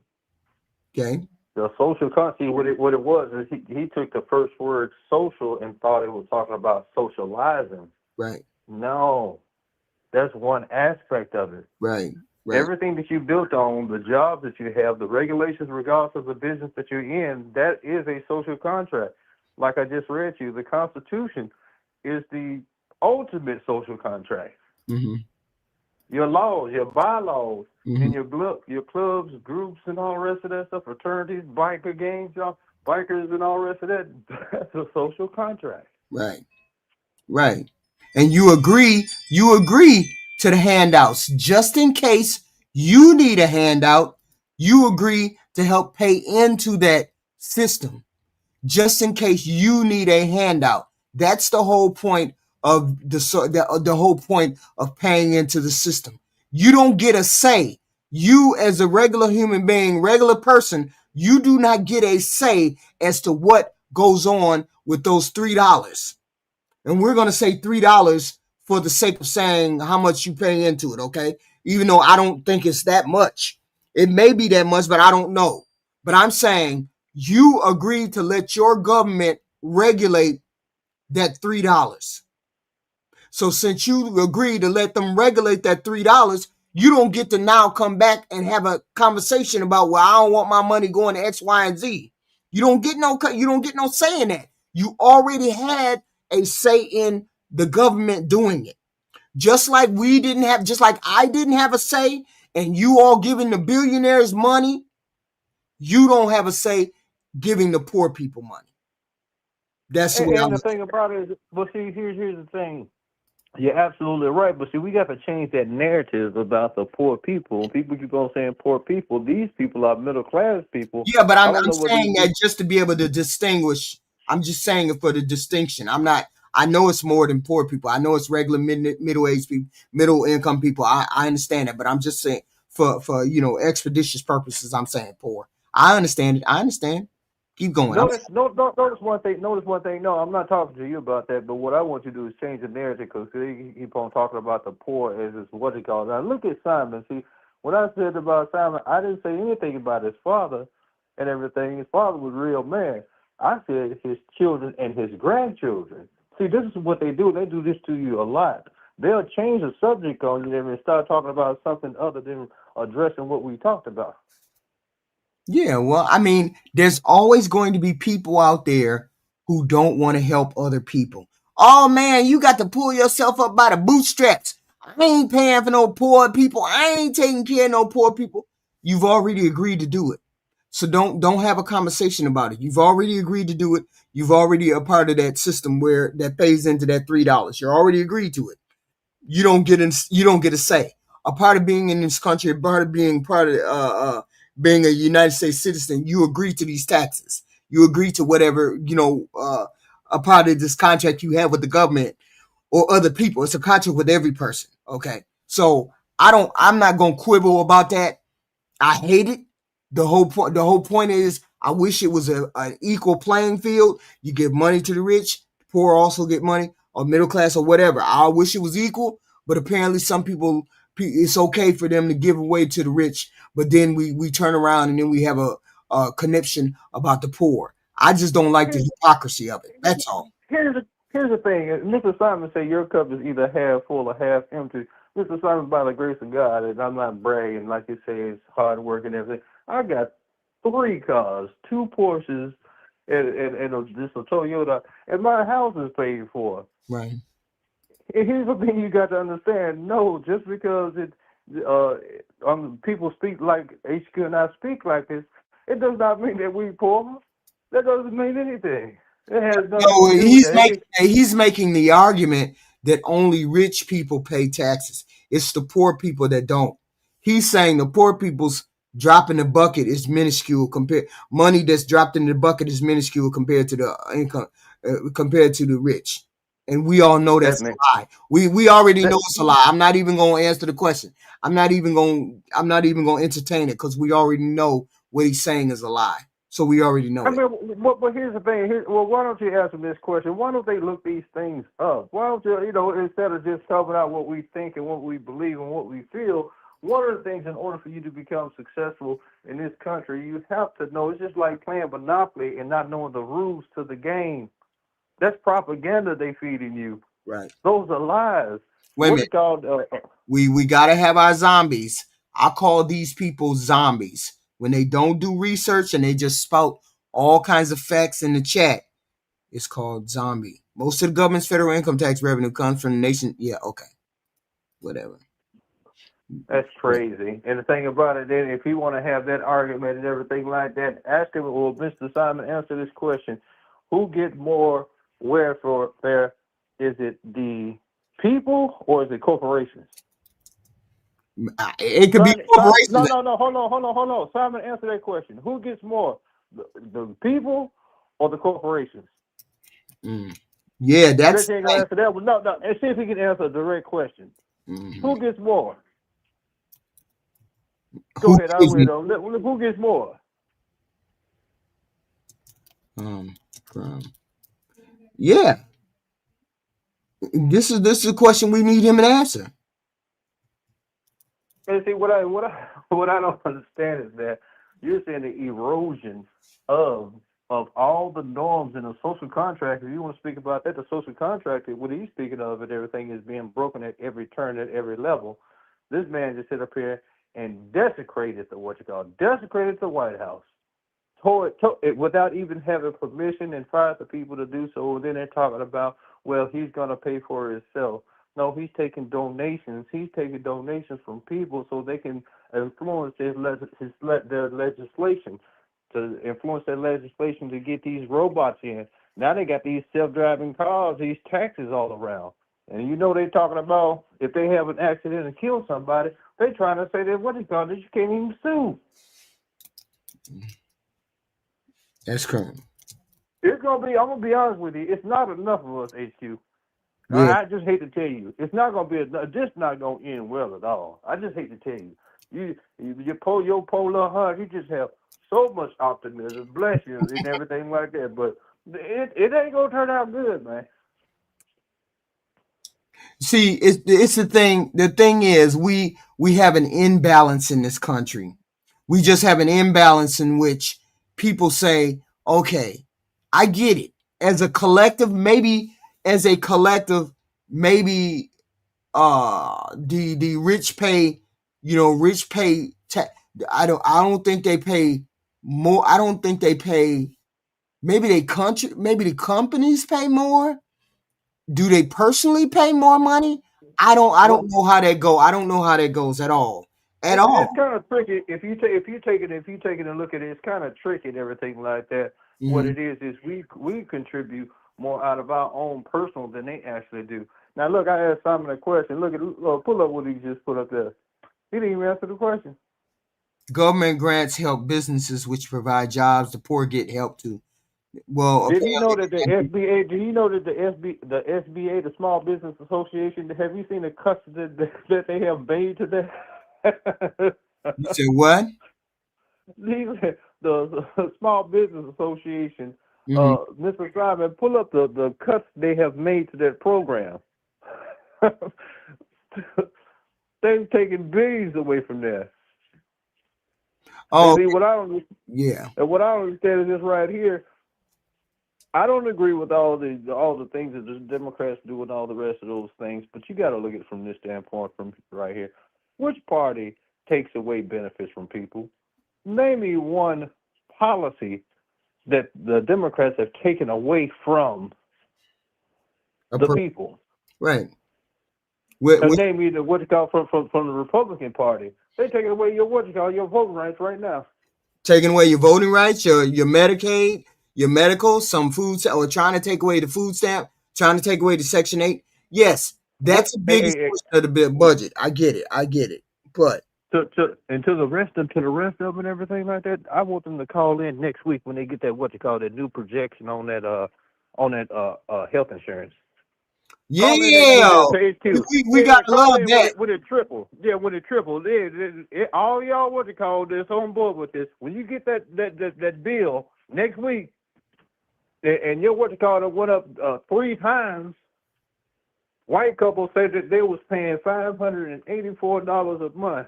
Guess how much it is? The proposal is now $2,600 a month. That's gonna be devastating for families. That is devastating. If they don't get that money situated, that's gonna be devastating for family. That money that they won't negotiate, it is what it is. See, I can't engage with you, Simon, if you're gonna be disingenuous. I can't engage with you. Your last three posts, I can't engage with you because that's just zombie talk, and you haven't done your research. Haven't answered one question, haven't answered one question. Just spouting, just talking. Don't know what they're saying, but they just talking. The last 3 posts don't make no sense. No sense whatsoever. All 353 Republican senators voted yes to open the government. Of course. Or they could do the nuclear option. They could do the nuclear option and then open the government up. They just don't want to. No, the reason why, here's the thing that he don't understand. The reason why they're doing it, Mr. Simon, is that if the Democrats go back and say, let's open this damn thing up, and they don't provide that subsidy to Affordable Care Act, the ACA, then your health care is going to go up 3 times. My thing about it is, I wish that we could just selectively have them to have it and let other people have the other option so they can feel the pain. It's going to be like they're not going to understand until they are straight up in a poorhouse or homeless. But see, here's the thing. They said wait a minute, hold on. Because apparently you didn't hear what happened. Let me play this again so that people can understand exactly what the hell happened. Let me oh, wait a minute. Let me finish the phone call with you, because then I can play the clip if I finish the phone call with you. But do you have anything else you want to convey, or can you go back into the chat? I can go back into the chat. Okay. He's talking about because I can't listen to you and play the video too, so I can't do that. You can fight with him in the chat, because I don't understand what he's talking about. And it's Lord, mercy. Look at all the stuff he's writing, and it don't even make no sense. Okay, I will speak to you later. Thank you for coming up, sir. Thank you for coming up. Thank you for coming up. All right, Ishi. Have a good day. All right. So I'm finna play this. I'm finna play this yet again. Don't nobody call. I'm finna play this yet again for people to get what I'm saying. I'm finna play this yet again. Hold on. Let me add. I'm going to explain this timeline to you, and then I beg you to share this information because it is proof that Republicans are lying over and over again. In January, Democrats went to Republicans and said, we want to negotiate health care for U.S. citizens and to extend the federal subsidies for the ACA. So then March rolls around, and the Republicans say, well, we really need to pass this clean CR, so vote for it, and then we'll negotiate. So Democrats, some of them, voted for it, believing that the Republicans would actually negotiate with them. Between March and July, the Republicans tell Democrats, sorry, we're too busy negotiating this big awful bill that we want to pass. And in that bill, they refuse to extend the subsidies for the ACA, and they take health care away from even more U.S. citizens. So now we have July and August, and Democrats are like, great, let's negotiate these ACA federal subsidies. But Mike Johnson shuts the House of Representatives down in August to avoid having a vote to release the Epstein files. And now it's October, and Mike Johnson is saying for a 4th time, just trust us, really, this time we'll negotiate healthcare, just vote for this CR. And then once again, Mike Johnson shuts the House of Representatives down because he doesn't want to seat the House of Representatives woman who just won her seat in Arizona because she would be the 218th vote to get us to vote to release the Epstein files. They are liars and they cannot be trusted.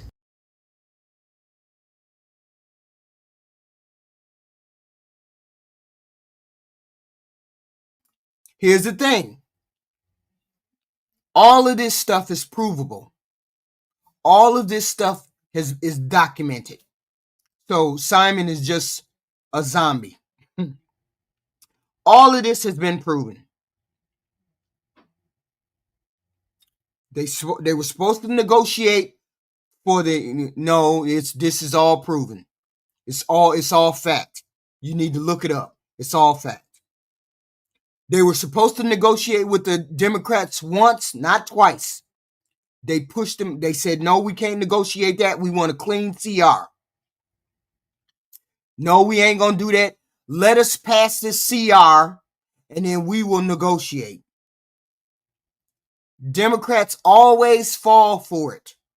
Democrats always fall for the crap that the Republicans put forward. But the Republicans have never, not one time,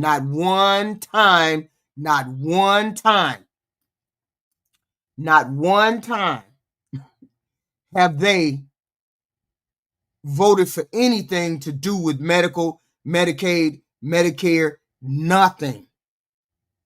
Not one time have they negotiated with anybody regarding Medicaid, Medicare, or anything else. They've never voted for it.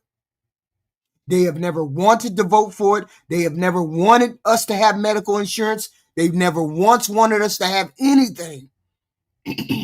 So the Democrats already know that when the Republicans say, hey, we'll talk to you later about it, we'll negotiate later, the Democrats already know that the Republicans are lying. They already know that the Republicans are lying. That's why they said, no. We already know you're lying. We already know you're not going to negotiate with us. You're going to get us to cave in this deal, in this ceiling deal, government shutdown deal, and then we're going to go back to fighting with you about healthcare, and you guys ain't going to want to do nothing about healthcare. We already know. That's why they're making the stand now, because they already know the Republicans are not fair brokers, not honest brokers. That's why I know, Simon, you're a zombie, because you don't know what you're talking about. Let me explain it to you. Let me put this in the chat. PRWORA 109. No, I'm sorry. 104-193.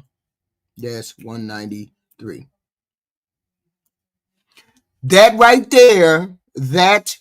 there, Simon, is the law that says, that's the law that says illegal immigrants can't get food stamps, Section 8, Medicaid, Medicare. That's the law. Now, if you goofy and you don't look it up, then you're just goofy. That is the law. Illegal immigrants cannot get Social Security, EBT, Section 8, Medicaid. They can't get it.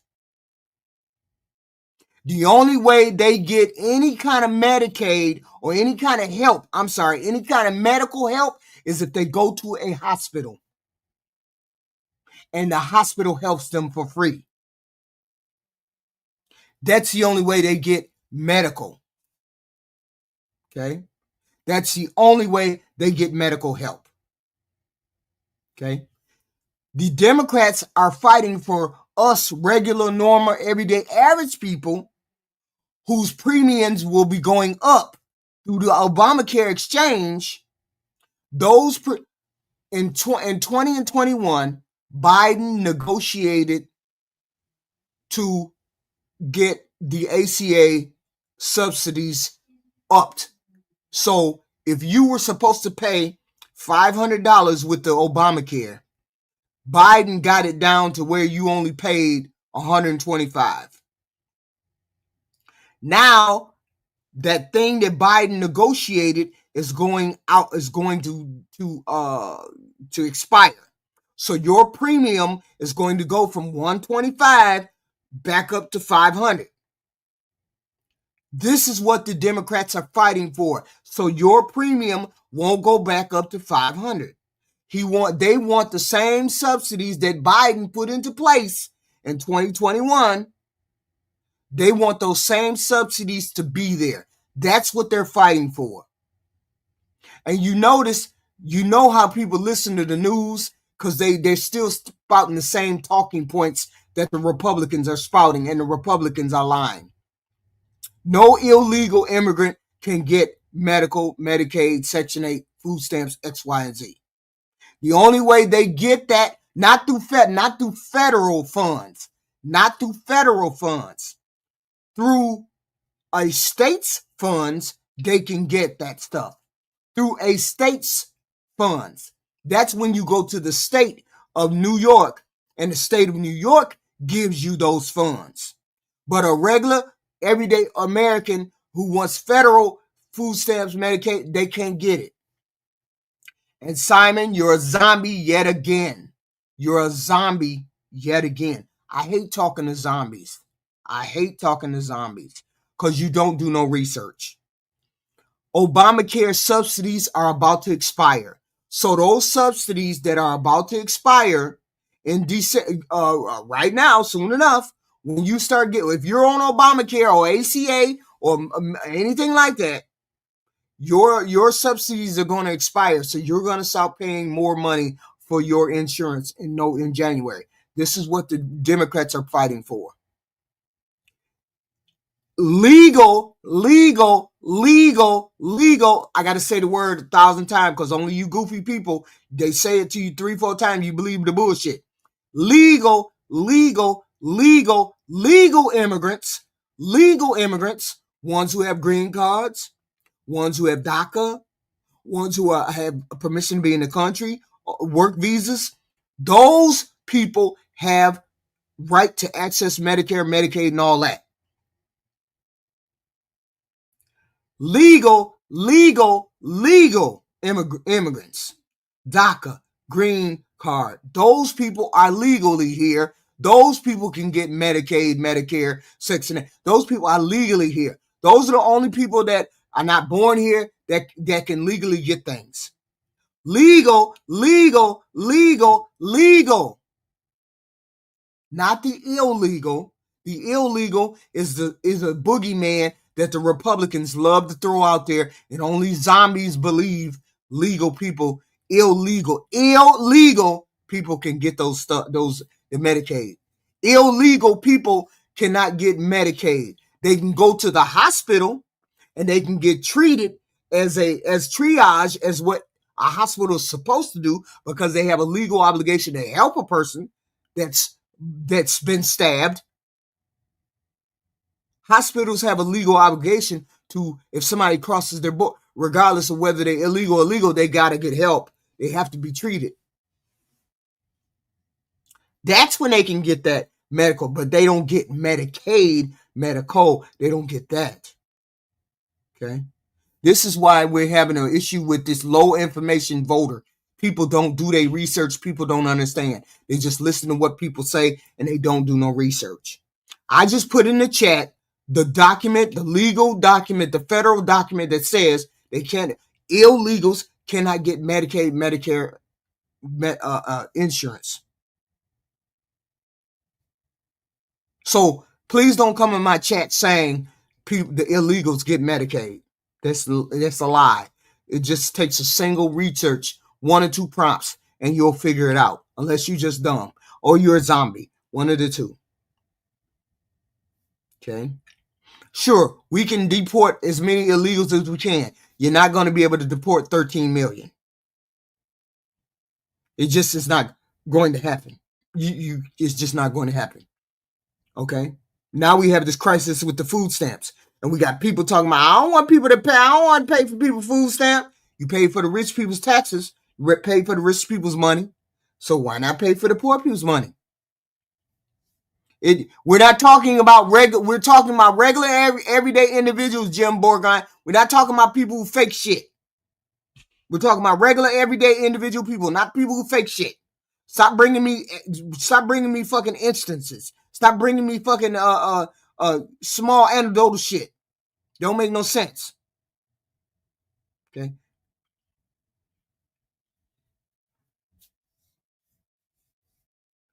There was 12 minutes. How long was Bill Clinton president? 8 years? I don't fucking know. I don't know fucking shit about Bill Clinton. Why the fuck are we talking about Bill Clinton? We ain't talking about Bill Clinton. What the fuck are you talking about? I didn't say anything about no deportation. I never said anything about deportation. Wait a minute. Why are we talking about deportations? You just say you're a zombie. Stop putting stuff in the chat, Simon. Please get out of my chat if you're not going to do any kind of research. Okay? Please, if you're not going to do no research. So, this is where we're at. People bitching about food stamps. There's nothing wrong with people getting food stamps. We all pay into it. We're all supposed to do what we got to do. We're all part of the social contract. Long as you're a part of the social contract, you shouldn't have a problem with doing what needs to be done. Okay? You already paid $3 towards it. You agreed to that. You agreed to let the government do that. So just deal with it. We gave money to the rich people. We gave money to the rich. Fulfill your obligation with this social contract. That's all I'm saying. As to helping the poor. Just do your social, just do it. You know, nobody's arguing about X, Y, and Z. Okay. Nobody's arguing about where this little X, Y, and Z money went to. Nobody's arguing about that. You all want to argue about that. I don't want to argue about that. I don't care. We gave money to the rich. Okay, ain't nothing we can do about that. And that's the problem. When you come around and you tell people that they too lazy to do what they got to do. But I got some more videos I want to hit the door with. Here we go. Not be overstated how dangerous this is. Focused anger, righteous anger, directed for a just cause is one of the most important agents of change in human history. And we are going to channel all of the anger that we have over the organized campaign that led to this assassination to uproot and dismantle these terrorist networks. Stephen Miller, the Deputy Chief of Staff of the White House, is justifying anger and angry, violent actions as long as their cause is noble. Stephen Miller goes on to explain that the assassination on Charlie Kirk was orchestrated by far-left terrorist groups. There is zero evidence for this, but it will be used to justify actions against anyone with a dissenting voice. They are using this to suppress and oppress. We need to make our voice be known that we will not accept an authoritative dictatorship that will silence the voices of dissent. Okay, I rarely do 2 reels in a day, but this I saw and it just really made me angry. So let's respond to this. If you look at the legislative text that they gave us, they tried to turn on 2 separate provisions that would give health care benefits to illegal aliens. Number one, if you're an American citizen, you've been to a hospital in the last few years, you probably noticed that wait times are especially large, and very often somebody who's there in the emergency room waiting is an illegal alien, very often a person who can't even speak English. Why do those people get health care benefits at hospitals paid for by American citizens? You cockroach. A, you have to actually provide documentation in order to get Medicaid. B, undocumented migrants don't get Medicaid because they're undocumented. C, how do you, quote unquote, know that the person with the wrong color skin who doesn't speak the right language in the waiting room is undocumented? Oh, maybe because you're a racist piece of... So angry. Like, why are people allowing this crap to come across their social media and they say, yeah, that's what we should be doing. We should be really punishing these undocumenteds. The Republican Party is punishing Americans, poor Americans. And you don't see it. I don't get it. I guess consider yourself updated. Poorly updated. We as white people get so emotional about data. I saw a post the other day that was sharing research that demonstrated that black dads are the most engaged dads in America. And the comment section, quite predictably, blew up with white people just almost enraged by this presentation of research. I saw the same with a post that talked about how white males were the most violent demographic. And then another one that demonstrated how social services like welfare were designed for and overutilized by the white community. I'm left feeling so curious about why we as white people get so defensive when people present research that doesn't show us in a positive light. You think if we were as logical as we say we were, we would just adjust our worldviews and stop promoting misinformation. It's almost as though this data and research presents a version of us that we're deeply uncomfortable with. As though even the most well-meaning of us hold these deep beliefs about our own inherent superiority. So one of the ways you can start by unpacking whiteness is by watching your emotional reaction to information and data that you dislike or find uncomfortable. And you can start this by the next time someone says, hey buddy, what you just said was racist or sexist. Sit with that. Explore what they're communicating to you with curiosity rather than defensiveness. Use the information you receive not as an opportunity to engage in debate and to weaponize data, but to grow through curiosity and openness, and perhaps even vulnerability. I hope this helps. There are 2 groups of people in this country right now. On one side are the people that find joy in the misery of other people. And on the other side are just people that want everyone to be okay. The last couple of months, a lot of people have been telling me that I have fallen for the propaganda. Now, here's the thing, right? The things that I want for other people are basic. And because of that, I don't need to listen or read anything to prove it when I can just see with my own two eyes. For instance, people saying that groceries are cheaper. You and I can go to the grocery store and we know that they're not cheaper. Or that gasoline is cheaper. Same thing, right? We can see it with our own two eyes. I've had people argue with me that leadership in this country is fit for office and the responsibility that comes with it. But yet, we can all log on to social media, some of us have, and we can see a video that they created where leadership is flying a jet, pouring feces on other people. So, either we have a very different definition of being fit for office, or you can laugh at that and again, find joy in the misery of other people. Even when we come to immigration, right? I've had people say, Andres, so you're okay with your taxes going to fund free healthcare for undocumented immigrants? And there's been a lot of proof that says that that's not true, but let's just say it is. Let's go down. Let's go back memory lane.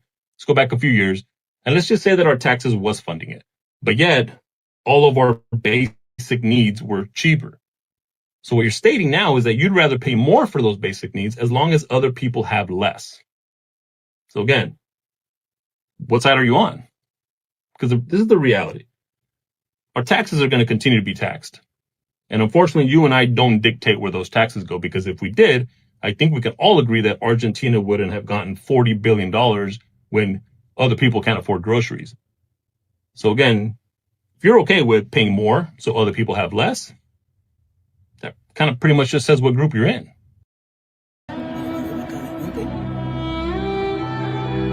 We make the best weapons in the world, and we've got a lot of them, and we've given a lot to Israel, frankly. You used them well.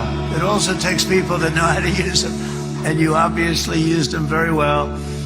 But so many that Israel became strong and powerful, which ultimately led to peace. The world is loving Israel again, and I said to him, the world is big and it's strong.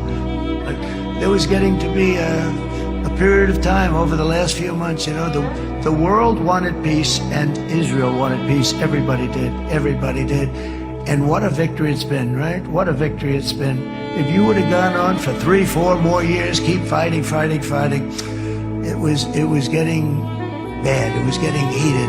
The timing of this is brilliant. And I said, Bibi, you're going to be remembered for this far more than if you kept this thing going, kill.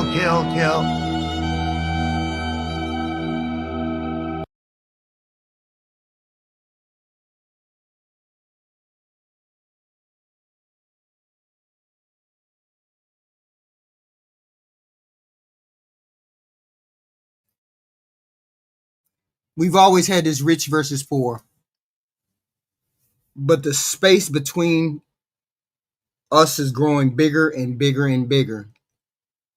The rich are getting richer faster, and the poor are just barely hanging on. And for us to be having a fight over food stamps, and people deciding that food stamps is their line in the sand. My line in the sand is food stamps, but your line in the sand wasn't giving those rich people, the billionaires, money. This is your line in the sand. Our wages have not kept up with the rent, the groceries, gas, and working families are one paycheck away from being on the street. And our wealthy has more wealth in their 1% than all of us combined. You can see that. Everybody can see that everywhere. You can see who owns homes, who has money in the bank, who's forced to choose between food and bills. It's about survival. I'm saying we need to do something different. Us middle class people shouldn't be punching down on the poor people and saying, no, don't give them no food stamp. They don't need no food stamp. They lazy. They need to work. But yet you ain't have a damn problem with them rich people getting them damn handouts. Do what needs to be done on this side. Just like you did it on that side, you do it on this side. This is why the program keeps heating up. We keep having an issue. People don't want to give out free stuff, but yet and still, we the richest nation in the world. We can give billions of dollars to whoever we want to. But then you tell me I can't afford medical. We can't afford medical. We can't afford to house all of our people. We can't afford to take care of our veterans. We can't afford to take care of our elderly. But yet and still, you sending money overseas to Israel, to Egypt, to Argentina, putting our farmers out of business so you can help Argentina. Most people on SNAP and food stamps is kids. Y'all can't even get me free lunch in the schools. Don't even want to give us free lunch. But you gave money to Argentina. You give money to Israel. Give money to Egypt. Okay? This gap is getting bigger and bigger between the haves and have-nots. Okay? And the judgment of you middle-class people is getting worse and worse. Instead of asking why people need this fucking help, why don't you start asking why they deserve to have it? Why compassion is gone from a lot of y'all. Okay? Why you all feel like the social contract should be broken. It's not about money, it's about values. When the rich keep pulling away and the poor keep falling behind, we risk losing the sense of community, family that holds this country together. Food stamps, Section 8, housing, healthcare, those aren't luxuries. Apparently, y'all think them as luxuries. Apparently, middle class thinks it's luxury because y'all having a fit. Y'all crashing out on the internet about somebody getting food stamps because bum Keisha over there dancing with her 8 kids. Y'all crashing out. They're a safety net. And it's supposed to remind you that we need to take care of our weakest linked people. The haves may pay more taxes. They may or may not. I don't know. But the have-nots are paying with their daily struggle to survive. They're barely hanging on. The real question ain't about who's taking from whom. Who's getting more? Why you taking my money to pay for them? It's whether we still believe in helping each other when the system leaves people behind. Are we going to continue to do that? I don't see us getting anywhere in this country with this singleistic attitude that most of us have. Let me. I ain't finna help you. You poor. I ain't finna help you. I got to help me, and I get it. You got to help yourself. I get that too. But you also have a contract, a social contract with the other people in this country to help the other people when they're down on their luck, specifically elderly, handicapped, veterans. So I'm saying just think about these things before we start saying, I don't want to help nobody that's on food stamp. You didn't have a problem helping the billionaires. You need to really think about that. So I will be back. I will be back later. I'll be back later. We'll be back later. We have another weird show. We'll have another show, another different topic tonight. Probably around, it'll be way after 10 o'clock because I like the midnight hour. I don't know what the hell we're going to talk about. We're going to talk about something. I appreciate all of y'all. Hopefully everybody hit the like button, the subscribe button, the share button. Okay. All of those good things. Hopefully everybody is out there having a good Saturday doing their thing. Trailer Park Mark has issues. Hit the like, the share, the subscribe. I appreciate it. I appreciate all of you for tuning in. Come back this evening. We'll be here. We'll have all kinds of things going on, but we'll be back.